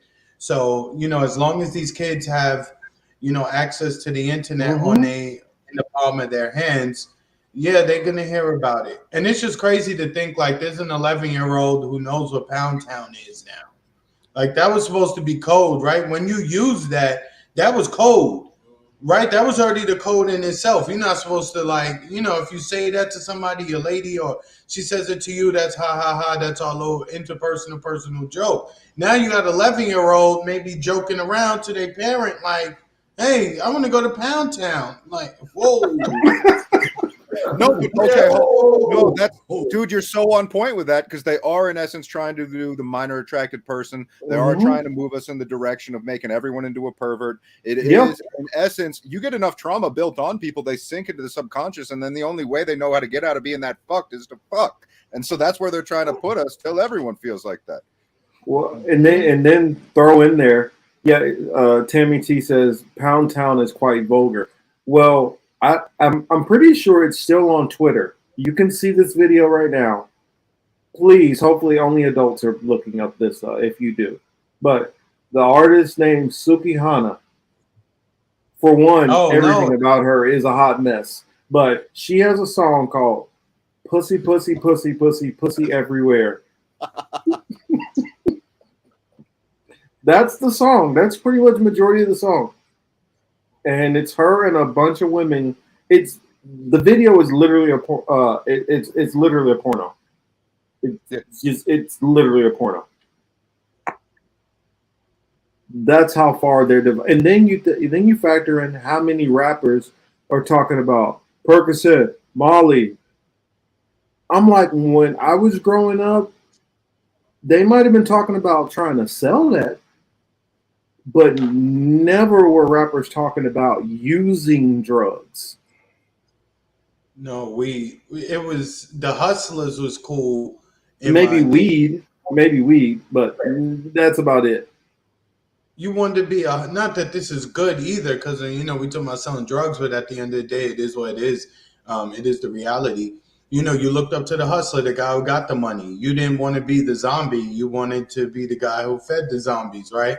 Now we're at a point where it's like, no, make me the zombie, just as long as I got on some, dope ass clothes, what this generation perceives to be dope ass clothes.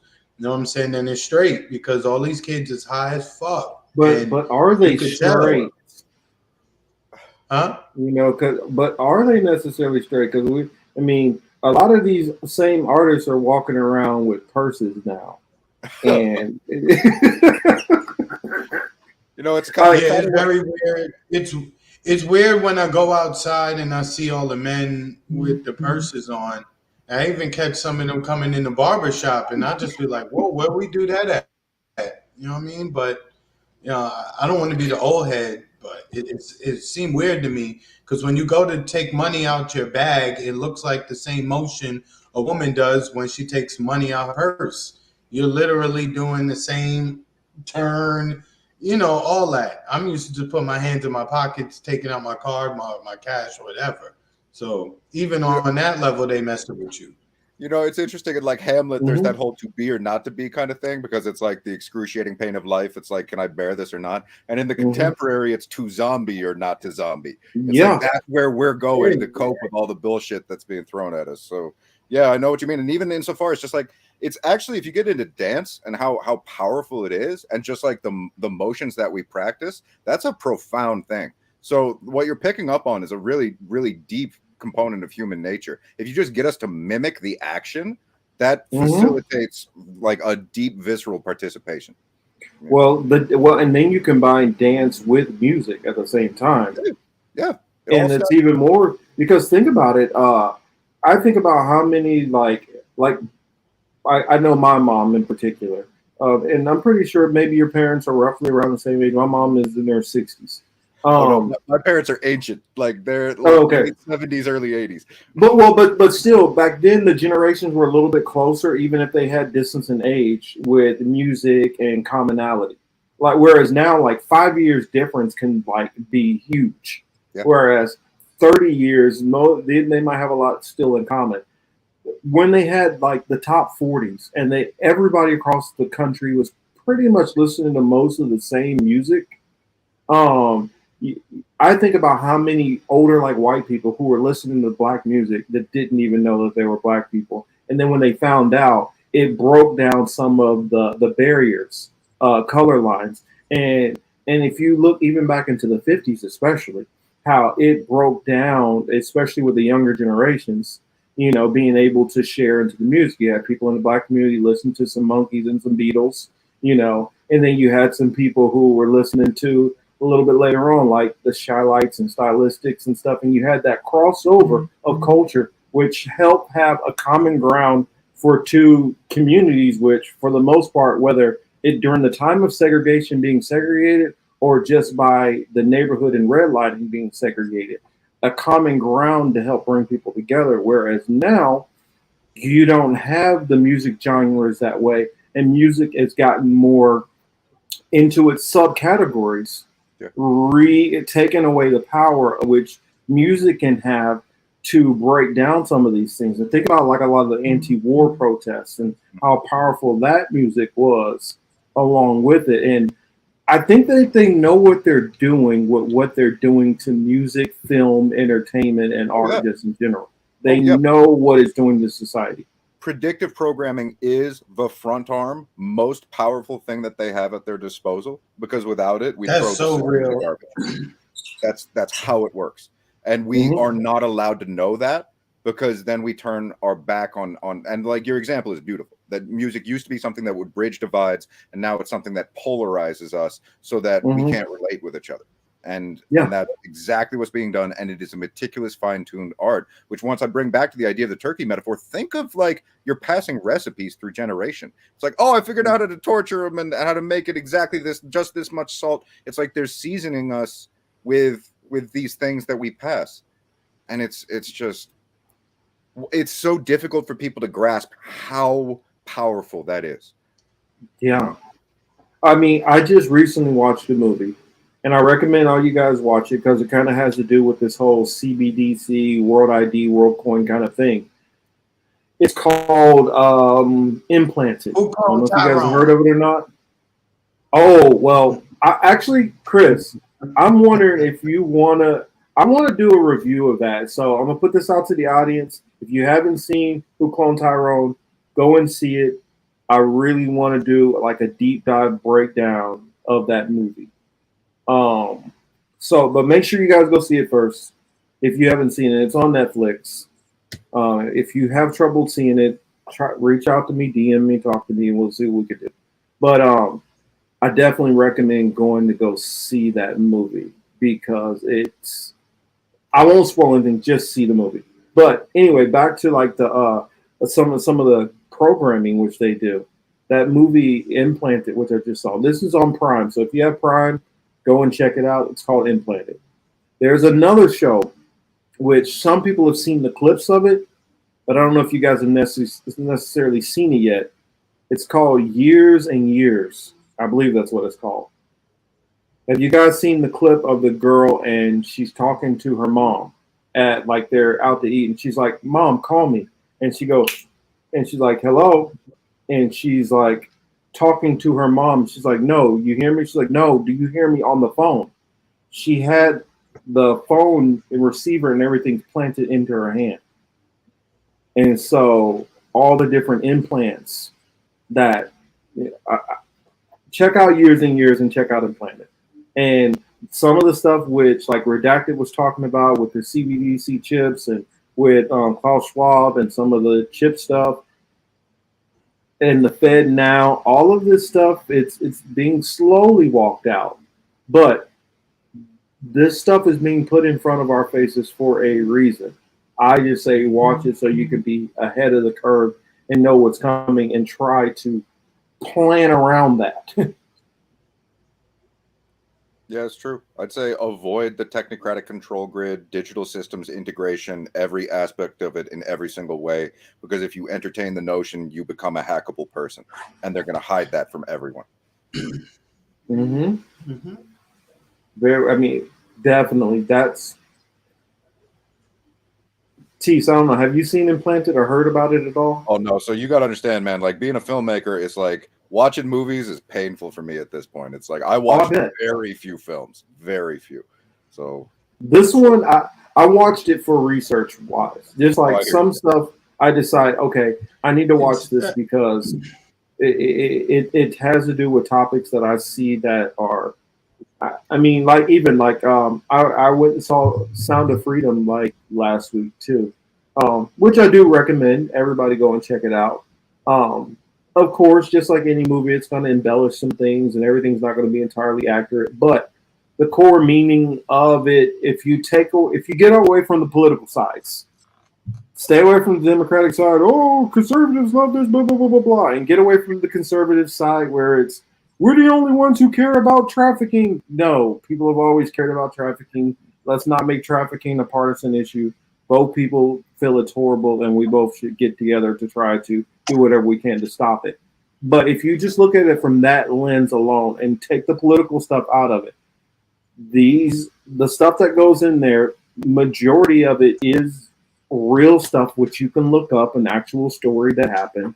And in fact, I remember years ago, plenty of people, it's kind of like an open secret that like Rush Limbaugh used to go to the Dominican Republic to pick up on young girls and kind of do this same kind of trafficking. It was kind of like an open secret. And they would always crack fun of him. Well, I mean, I know. I mean, and I remember it used to break my heart when I was in Puerto Rico and seeing that in the capital city in San Juan. It was clearly obvious to seeing a 12-year-old who's prostituted. You know, the nasty side of that coin, right? The whole trafficking thing is that in some of these countries, you know, some of the girls are told to do this by other women in their family. Actually, it's not looked at, you know, as, oh, you poor thing. It's looked at like, basically, you better go out there and get this money you know, you better help Mhm. do this, or hopefully you do find somebody good and who will take care of you. And you know what I mean? So there's a lot of fucked up shit around the world that goes on, you know. And unfortunately, Yeah. going back to what T's been getting at all night is, you know, the value we place on money makes us behave in certain ways. Hmm. Yeah. That's why they say money is the root of all evil. It's a true thing. And like for some of my Bible readers out there, when it talks about mammon, somebody your God is mammon. Mammon is money, and a lot of people do evil things for money. I got one more topic that I'm get. I want to show this video real quick, and then I'll Mhm. kind of get us out of here. Anybody who wants to plunge a little bit Mm, deeper into the force of mammon, check out the book, The Controversy of Zion. Unfortunately, yes. a lot of this shit overlaps in particular time periods, and we've been plagued Hmm. by that force for a long time. Yes, that's definitely. I've heard little snippets about it. I heard a lot of good things, but definitely want to check that out. I'm gonna read it myself.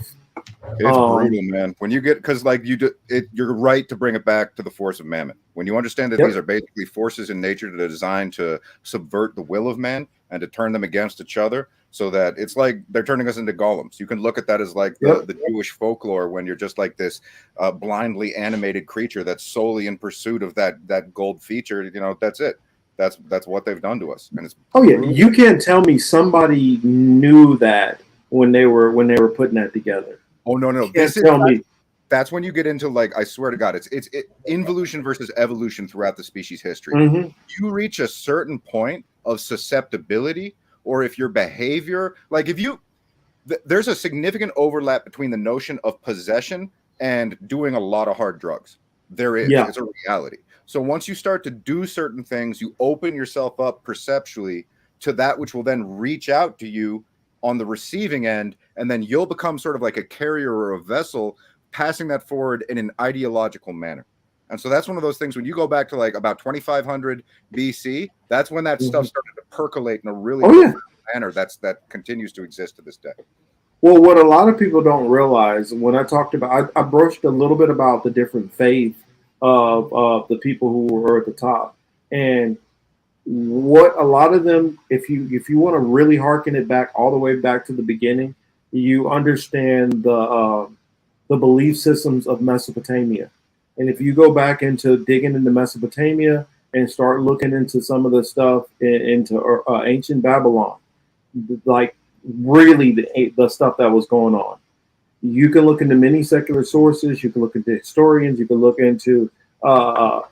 There's a lot of different ways to look into it. There's a lot of information on it. But if you understand that, a lot of the people who are in power now dig their beliefs from those early mystery schools, and the whole the Bavarian Illuminati being pushed underground and infiltrating Masonic lodges. That's not new. They've been doing this for thousands of years, and that's what Teace said earlier today. That's what he was. I mean, I'm kind of alluding, and correct me if I'm wrong or if I'm overstepping, trying to speak for you, but what you were saying as far as the thought process, the mentality goes back. The ideology goes back thousands of years. Yeah, if you really get right down to it, and this is why the biblical lens does work in its conclusions, it's good versus evil. I mean, Hmm. we have a tendency to simplify things, but in another sense, when you understand not the labels that we apply to them, but the forces in nature that then sort of percolate or effervesce or come to manifest through us as men, that's when you start to really understand the predicament that we're in. And it is a good versus evil kind of thing. So that's like, there's this saying, and I don't remember where it comes from or the quotation, but it's like, as a beginner, everything is simple. As an intermediary, everything is very complex. And as a master, everything is simple again. It's that kind of thing. And I want to throw a shout out there to Shelly. I see Shelly hopped in on the Rockfin side. She said, "I love they clone Tyrone." So yeah, make sure you watch out for when we talk about that. And Gregory drops a good quote here. I can't remember who said it, but show me what you spend your money on, and I will tell you what your values are. He said, I forgot the quote, but yes, that is a very powerful quote. Food, Greg, food. Yeah. Let's see. I had this one more. I want to get both of you reaction to this before I get you guys out of here. Let you get back to your families and enjoying yourself. That's not the one I want. Which one is it? This one. It throws me off that Twitter is now X. I'm like, what is this? Like some weird ripoff? You want to know what it is? Okay, so it's X-steganography. If you follow Dark Journalist, he's used to run a tech magazine, and he's been reading various different mystery school publications and Disclosure and Alien and whatnot. If you want to understand the whole alien thing that's going on right now, check out Dark Journalist. He does a really good job. But the X-steganography is something that has been accompanying Disclosure throughout history, that is culminating at this particular time, conjoined with the whole technocratic agenda, because it's like, so think about it. It's like there'll be certain significant events in history that are accompanied by X-steganography. So just like X is on things, kind of like how they use cryptography or a variety of different like symbols or images to subtly bring in the inversion principle. So you could think of something as simple as the cross tipped on its side to be an X is that which would diminish it being on point. You know, it's kind of like that as a metaphor for what's coming to the forefront right now. Oh, I completely agree. Completely. Damn, that was good. Yeah, sorry. No, I was saying thanks for breaking that down because I never would have known that, but good shit. And you said say the guy name again, It's Dark Journalist. No, Dark Journalist. So for everyone who wants to get up to speed on this stuff real quick, like if you're feeling like the conversation that we've had here tonight is just like, what the fuck? Yeah, trust me, you're not alone in that.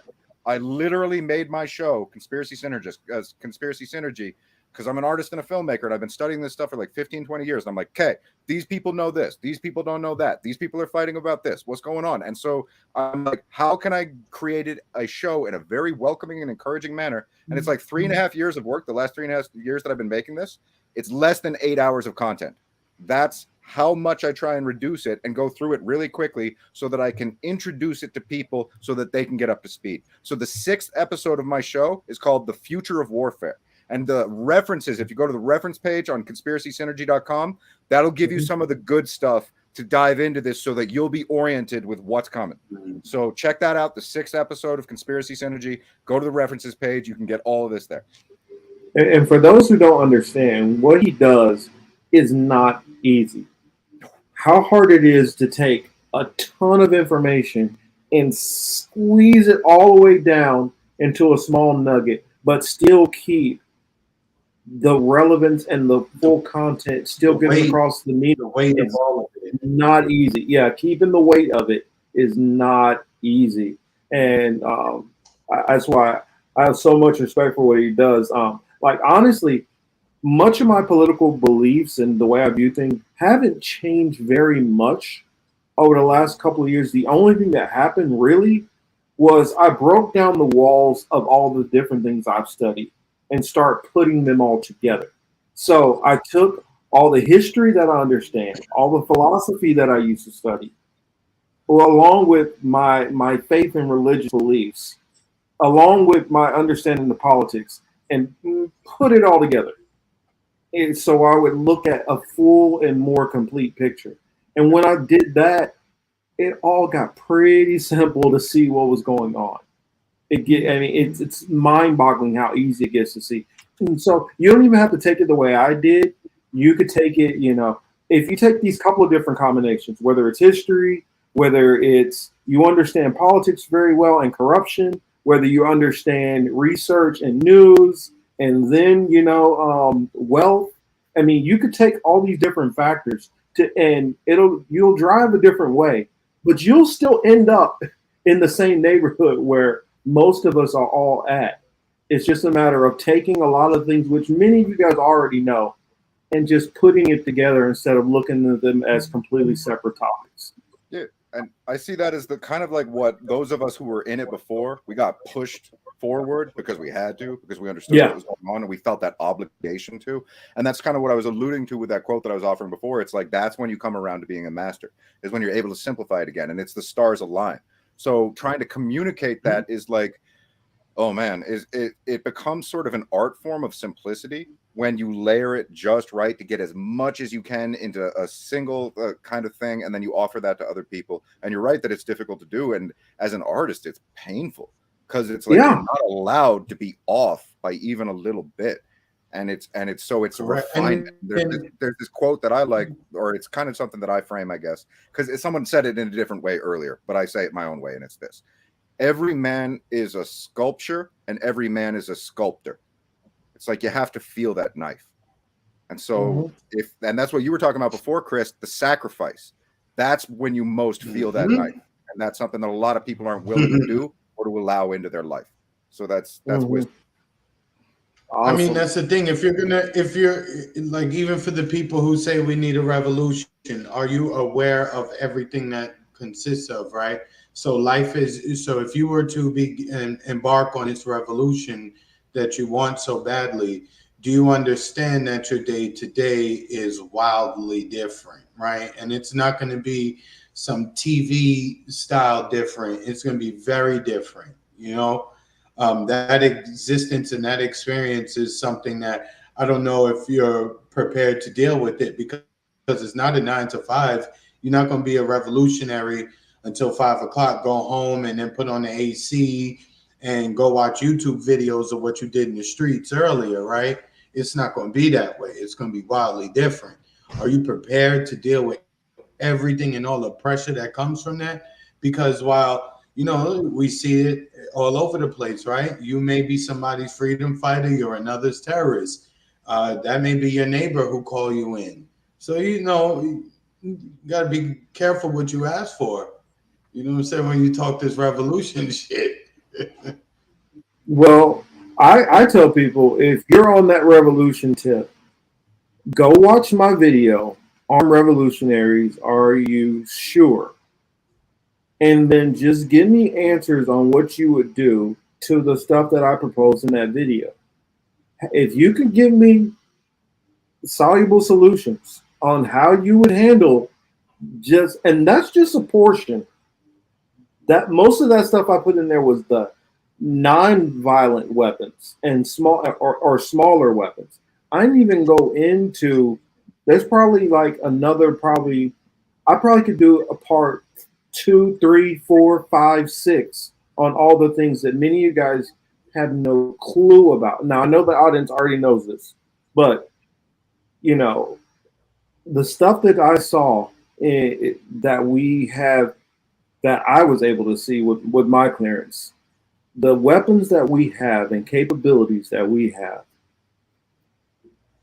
I don't know if y'all really want what you think that you want. I just don't. Man, you're gonna have to send me that video or like put it in the show notes or something, because it's like, the second episode of my show is called Fashion Sedition, and it goes into the predictive programming side of things when they try and teach you that revolution at its core, all that it is fighting. But that's not what revolution is. Revolution is people getting along. So they teach us everything in a way in which we go along with that idea so that we do it wrong, you know? And it's like, I'm an anarchist, strong anarchist, not interested in the system whatsoever. But there is an individual who I would recommend right now who you could go to in a communal capacity for like town hall meetings that is speaking out against the system, and that's Dr. Shiva. And system and revolution. And so that's something that you can do right here and now if you want to be in a communal environment, to have your questions heard and to be able to get out there and have your voice heard too. Yeah, Dr. Shiva's a brilliant man. And I have to say, I'm a little embarrassed that I didn't know as much about Dr. Shiva as I've learned over, say, the past 6 months or so, and give a lot of credit to Hamza out there.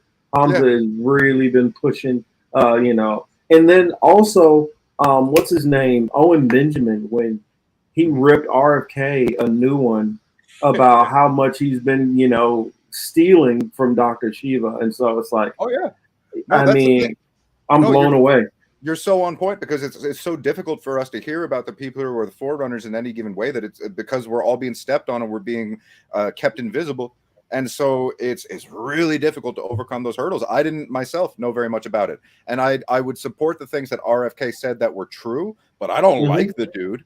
It's like you can get to like a book like Fritz Springmeier, Bloodlines of the Illuminati, talking about the idea that the Kennedys are themselves an insular kind of class that keep the entire thing running.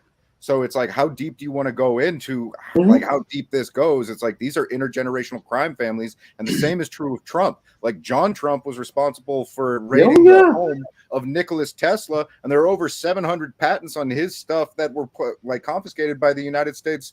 So it's like the technology you're talking about, that's one of those things. It's like when you really understand what's out there, it's just like, holy shit, we need people to understand like what's actually going on. I really don't think people get the gravity of the situation. And then once you understand the gravity of the situation, I try to tell people, I'm like, yo, I've had people just say, well, you're just a nihilist.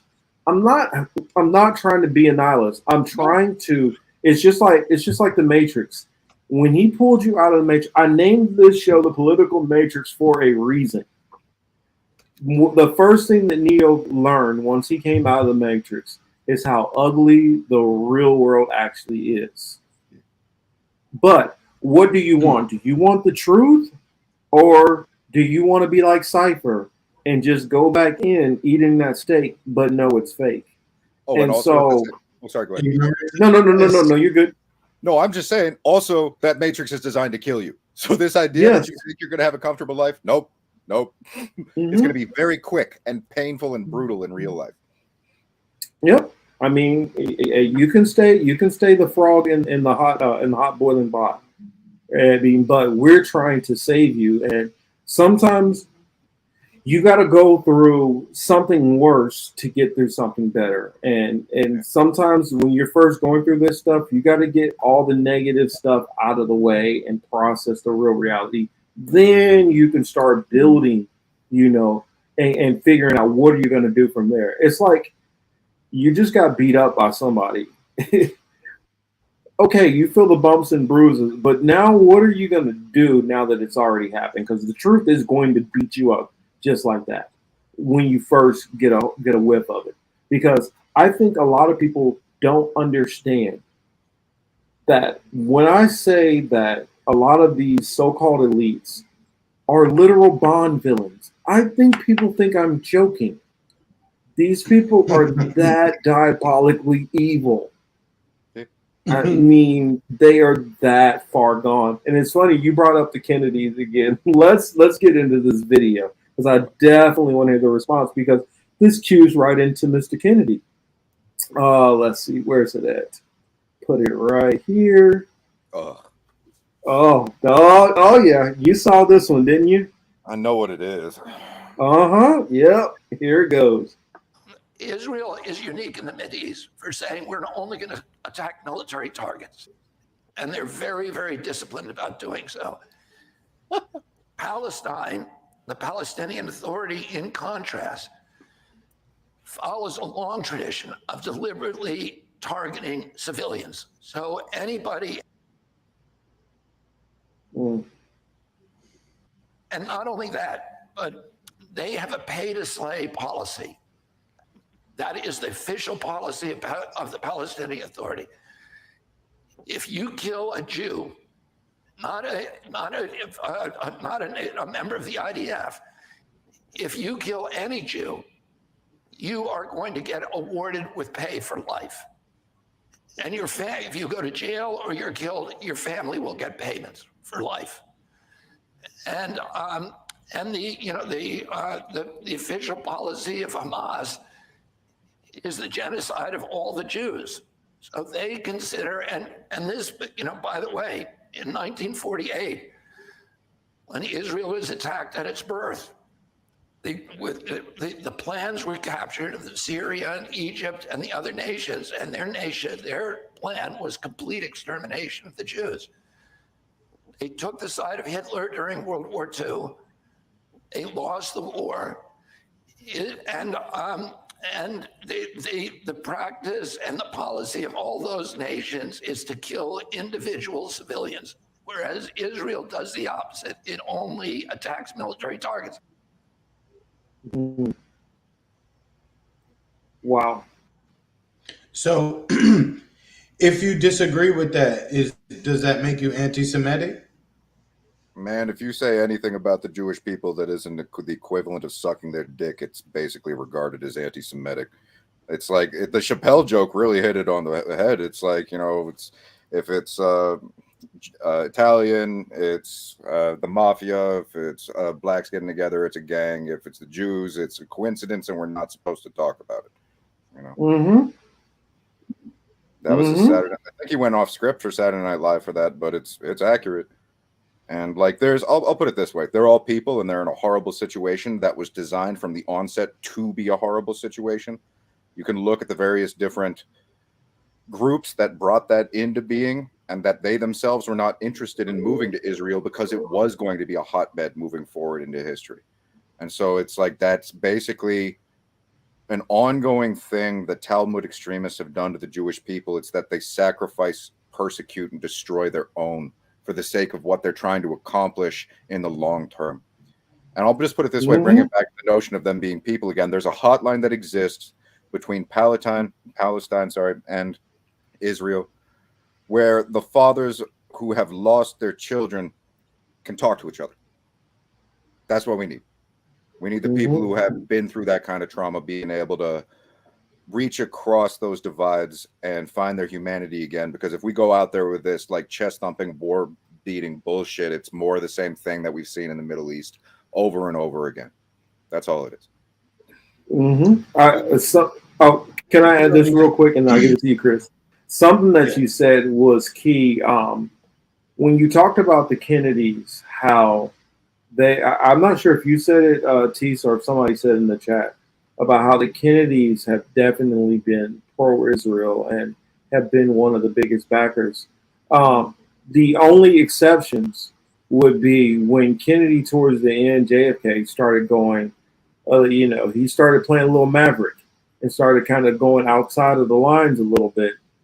And the same with RFK. I'm not going to go into detail here. Maybe I'll do it on Rockfin and really lay out, and I'll lay it out with the evidence that I've went through. And that way you guys can look at the evidence and make your own determinations on what you believe that it says.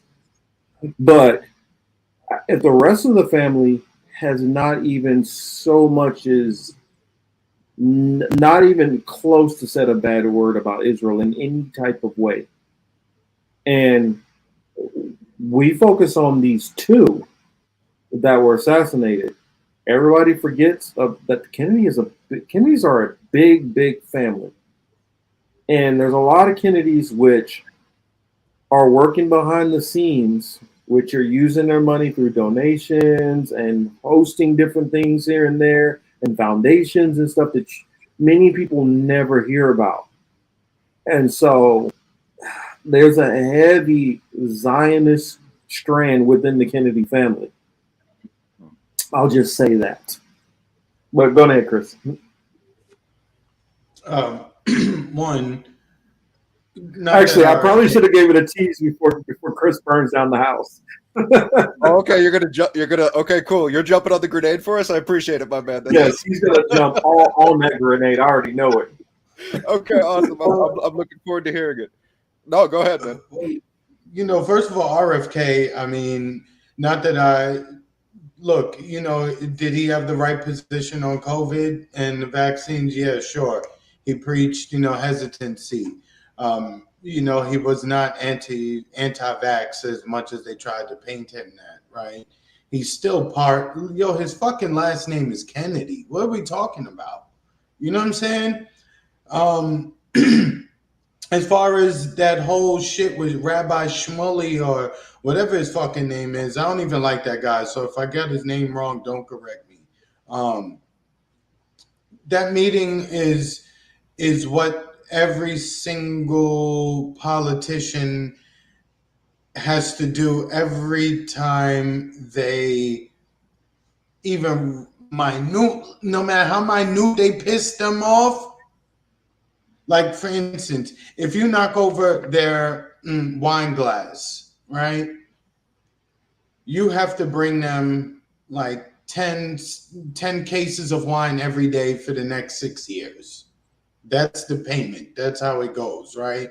Because he said what he said about the vaccine. He didn't even say nothing bad, right? What did he say?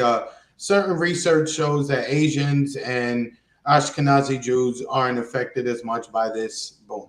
He cited two groups of people. He didn't pick one, and all of a sudden there was a problem. Now he has to go onto Rabbi's platform and boldface lie to all of us. Talk about use a word of word of the day, gaslight. But he did very good in gaslighting everybody with that bullshit. And then he went on to say, I believe it's that same show or program where he went on to say, like, yeah, they killed John F. Kennedy because he was close with the Jewish people. Oh, word? Okay. That's what he said. Yeah. They want you to be stupid, and then they want you to be silent. Ironically, Marcus, this ties into the other shit I'm always going off about, right? They want me to look at a man and call him a woman. That's essentially what this situation is here again, right? You can't call those people terrorists because it's offensive, but it's the fucking truth. It's just like these dudes who wearing the dresses. When I say, yo, you're still a dude, you're mad, but it is what it is. I'm saying? I'm not willing to live in your fantasy world. You know what I'm saying?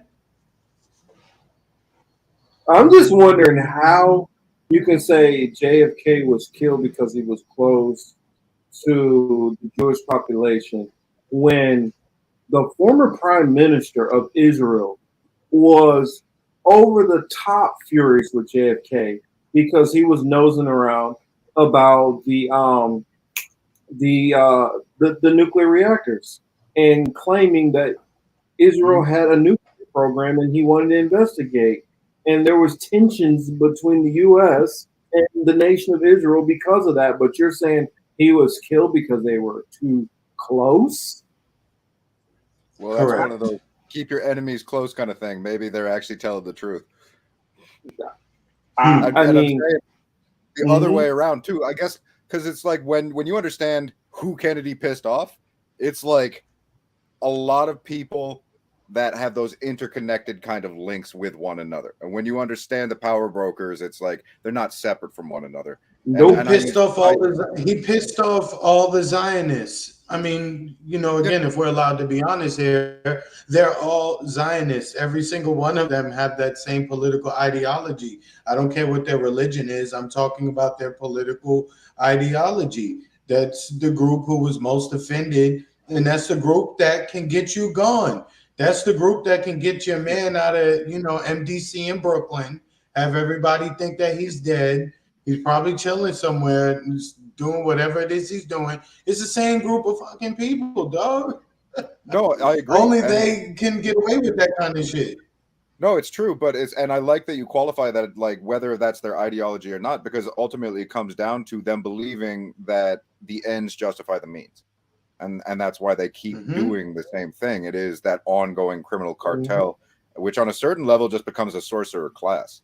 And if they turn that against you, no matter what you do, it's like you're going to feel that fire under your ass. And it's just, I understand why people are so timid and so afraid of it. That book that I showed you before by Douglas Reed, Controversy of Zion, he wouldn't publish the fucking thing while he was alive.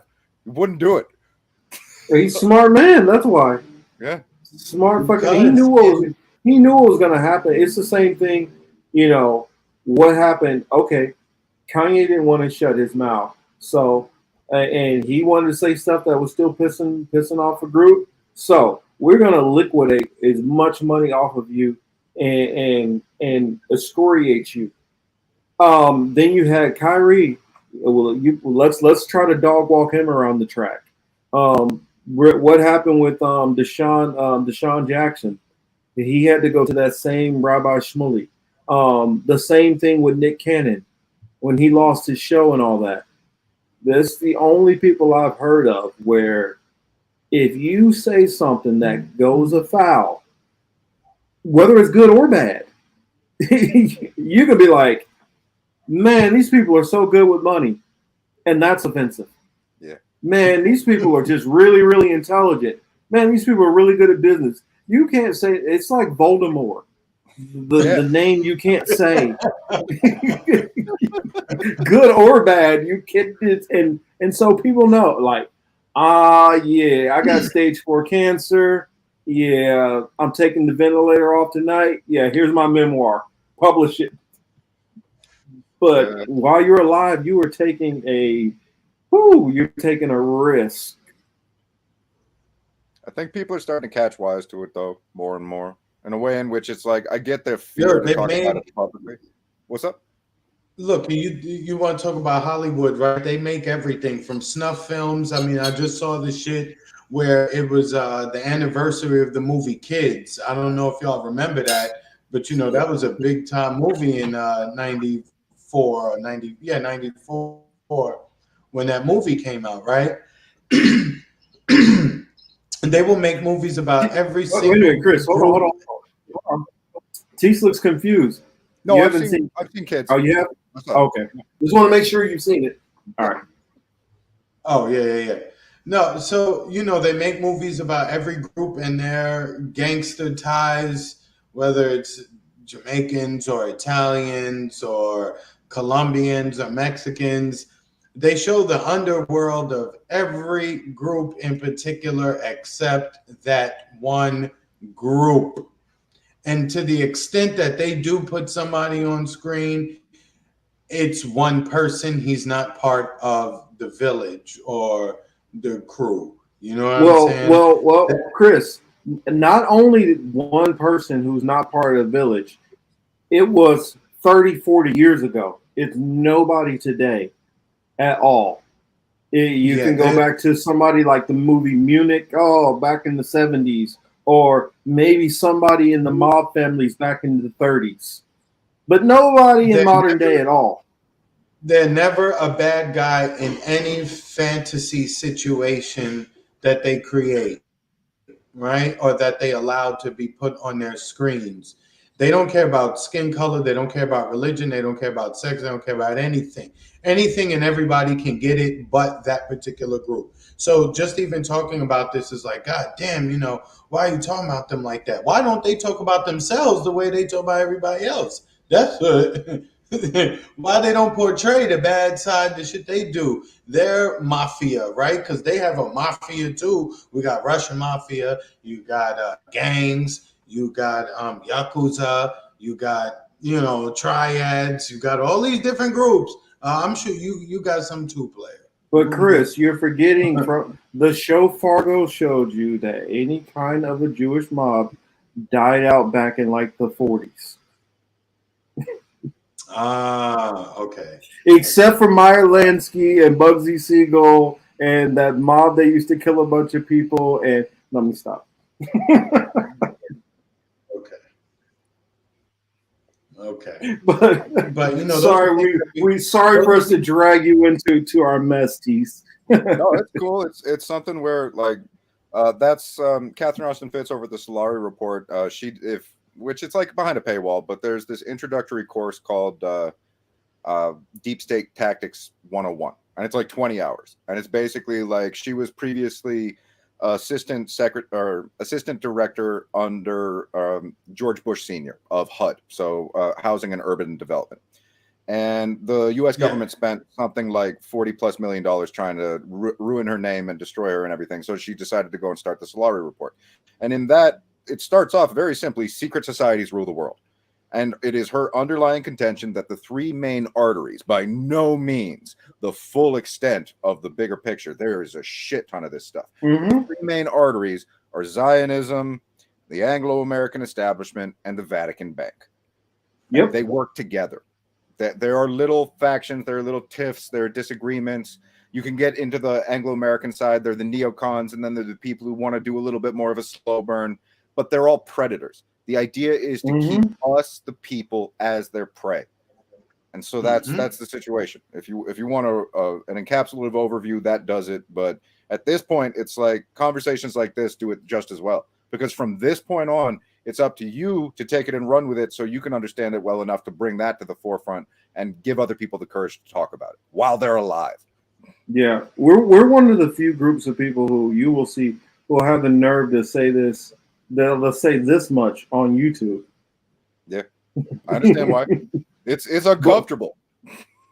Well, and I mean, and I had to try to explain to people. Like I've had some people say, "Oh, it's because you just hate that group of people." I literally grew up around none of them. It was an out of sight, out of mind. I grew up in Kansas City. For anybody who's out there keeping score right now, look up the Jewish population in Kansas City. It's virtually it's so small that if somebody is Jewish, majority of the time you don't even have a clue that they are. It's literally like 1,500 people who are Jewish out of a metro area of 3 million. That's how rare. So it's not even anything that's even a thought. So there's not even enough Jewish people around you for you to even really have a feeling either way because you don't interact. Yeah, I'm in Canada, and it's like the exact same thing. So it's like, I know what people, they do that. They jump on it. It's like, oh, you hate because it's like, man, I'm trying to study history. Why are you throwing hate at me? Yeah, exactly. All I've done is research things. Like I remember somebody said, what was his name? I'm trying to remember which Rothschild it was, who talked about he cared not which puppet sat on the British throne. He controlled the monetary supply. Nathan, I think, was it Nathan? I don't remember. I know the quote you're referring to, but I'm terrible at their names. Yeah, he said he didn't care who was on the throne. He controlled their monetary supply, and you can factually look up. And one thing I've learned about money is when you accrue extremely large amounts of money, that money doesn't go away just because of the nature of how banks work. If you already have $1 billion in with the early 1900s, that billion didn't disappear. All it did was grow, even if you were inactive, even if you didn't do any more business, just leave it in the bank alone, it just accrues. And so you're going to tell me that this one family had 5 banks at the major thresholds, one next to the Vatican, one where most of the Swiss banks come out of, one next to one right there in in France, and that major at the major arteries all over Europe, and then funding, and then also had a big part to play with most of the other major national banks and so-called federal banks, and these people have no power anymore at all. Zero, zilch. I'll just accent that entire address to give a scope of the picture to things, because you're in essence saying, and correctly so, that the people who control the money supply own the monarchy, which is accurate. But let's look at some of what the monarchy owns. They own 80% of the land in Canada. So these people are the owners of people who own 80% of the country I live in. And that just to give you a little perspective on how powerful they are and what their holdings are. Yeah, it's the same thing as like people who grew up in the hood definitely gonna get this reference. Somebody's mama who I'm putting a light bill in my son's name. They put the light bill in their kid's name, rent a car in another kid's name, and they do different stuff like that. It's still the mama who is operating these things. It's just not under their name.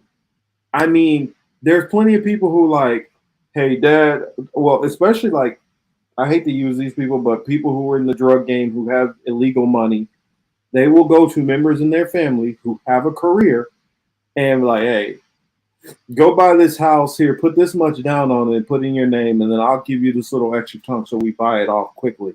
And that's how a lot of drug dealers will get legitimate properties. It's the same thing in this scenario. This monarchy is getting money to hold these lands and properties to keep this person's name off the leases of all these things. It's the same damn thing. Because one thing I used to ask people and say, so you telling me that you believe that Saudi Arabia and the UAE, they have trillionaires, and yet they are under the pressure of Western society, but nobody in Western society is a trillionaire? That's why we get dumb shits like Elon Musk paraded in front as if they're the richest when really they're just little bitches. And that's how the whole thing's Elon, been Jeff set. Bezos. Yeah, they're called proprietaries. Yeah. Oh yeah. It's when it's like the multiple different owners or of the that they're same. brilliant. Yeah, no, they're idiots. I hear you. That's like what our definition of intelligence is supposed to be, is those people. It's like, oh my God. Yeah. And that's why when you get to a certain point of holdings, people become the currency. And that's what they eventually come to trade in. Yep. People have always been the highest form of currency. Yeah. And they always will be. And the only difference, which a lot of people don't realize, is the difference between a plantation back then and a plantation now is I give you enough money so you sustain your housing and your transportation to get back to my plantation Monday through Friday. Instead, before, I housed you on my land and I had to come out and put clothes on your back and feed you and all that. Now, I give you just enough to do all that stuff that I used to have to do. But now I give you just enough where you got that, but you're going to need to keep bringing your ass back to me every morning, 40 hours a week at least, so that, you know, you can still do what I need you to do. It's the same system. Yeah, it's brutal, man. It's the caste system. But yeah, that's all I had for tonight. Any you want to add any thoughts on that before I get ready to wrap up? No, I'm good, Chris. Anything? Chris? No, I'm good, man. You know, the fight is on tonight. I'm a big boxing guy. I like sports. You know, boxing in particular is my shit. So you got Errol Spence and Bud Crawford. I'm hoping it's not a rigged fight. I'm hoping to actually let these guys fight. And, you know, it's going to go to decision, but we'll see if it's rigged or not. Yeah. I'm going to tell you it's going to be split decision. Split decision. Two of the judges are going to go 115, 117. Two of the judges are going to rate it that way, and the last judge is going to be like 113, 119 for Crawford. Watch, mark my words. I'm telling you, and now I'm not even saying it's going to be fixed, but I'm saying it's kind of going to be at the same time, because it's going to be a close fight. It's going to be the Spence people are going to say he definitely won. Crawford people are going to definitely say he won. And it's going to be to a point where it probably really should maybe be a draw. But it's going to go Bud Crawford's way. Okay. We're going to see. We'll see. Teace. Again, please let the people know where they can find you, where they can find your channel, and also let them know any projects you got coming up. Yeah, no. So I just make my show Conspiracy Synergy. And like I mentioned earlier in the talk, it's designed as an outreach tool for your friends and family who aren't awake yet. It's very, very emotionally welcoming, which is very important because that's most of what we're dealing with is an emotional hurdle. Because after you get past the emotional hurdle, you get hit with a wave of truth. And then if you don't have people with you who can help orient you, you feel like you're drowning and all that. And we don't want people to get hit by that. Things are hard enough as it is already. And unfortunately, they're going to get harder. This is not going to go away. This is the truth. It is the reality. You don't have to believe it, but you do need to understand it if you want to survive it. And that's the situation we're in. So it is an outreach tool for your friends and family. I say this again because a lot of people don't understand that when I try and communicate it. Use it to send to the people you know so that you can get them to come to understand, and it works. It really does. And start with the beginning. It's conspiracysynergy.com. There are only 8 episodes out right now, and I'm continuing to work on it all the time. And it's not something where I go out there and I try and make content for the sake of making it. It'll be like 6 months or more in between videos because I take the time to get them right so that they are short, so that they feel good, so that they are everything you need, including the references that you can then dive into. And then the rest of my time, I'm studying my ass off so I know what the fuck I'm talking about. I will be reading about this a year or more in advance. I'll be talking to people like Marcus and Steve. I co-host AM Wake Up on Wednesdays now. That's something else. Nice. So if you haven't checked that out, it's called When's a Good Day to Start a Revolution Wednesday. And that's something where we're incrementally going to be building communal participation between the audience and us as the hosts to host events, to talk to Dr. Shiva on August the 9th, all these different things, because we're going to go out there and we're going to facilitate a real world revolution, which is not a violent thing. It is a community thing where we come together as human beings. So check out conspiracysynergy.com and then share it with the people you know to get them up to speed, because that's what I do, and I'm happy to help share that with you. That'd be sweet. If I'm able to get a hold of Dr. Shiva, I'd love to talk to him. And if you like to tag along, of course, you're definitely invited. Well, we were supposed to have him on last Wednesday, but he got rebooked to the 9th.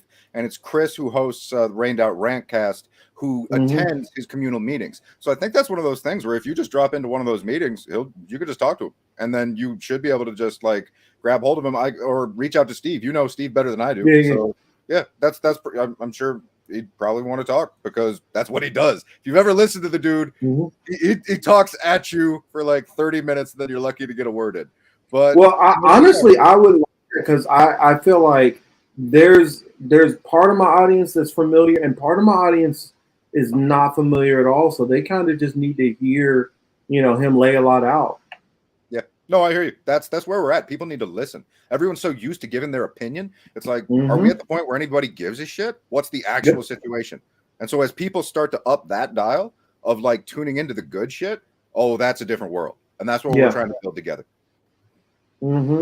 Yeah, and congratulations on hosting with AM Wake Up on Wednesdays. I mean, man, I knew I've been seeing you on there more and more, and I catch it when I can. A lot of times I'm at work when I'm listening, and I'm hopping in the chat, sneaking off to the side. But I definitely try to listen when I can. And yeah, I don't know if you know this, Teace, but yeah, me and Steve go back quite a ways. He mentioned that. Yeah, when we were hanging out on his show, he's like, Marcus is the shit. So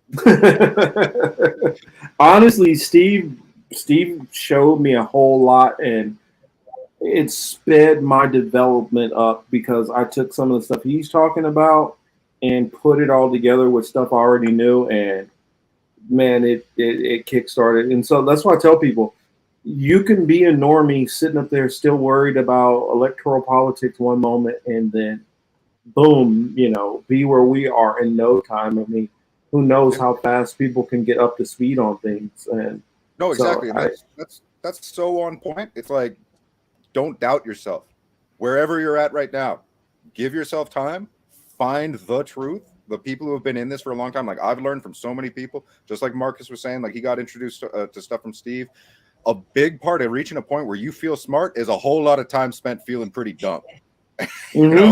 So yeah, definitely. I mean, what was I gonna say? It was one last thing I was saying. Yeah, actually, I'll just reach out to you. In the DMs.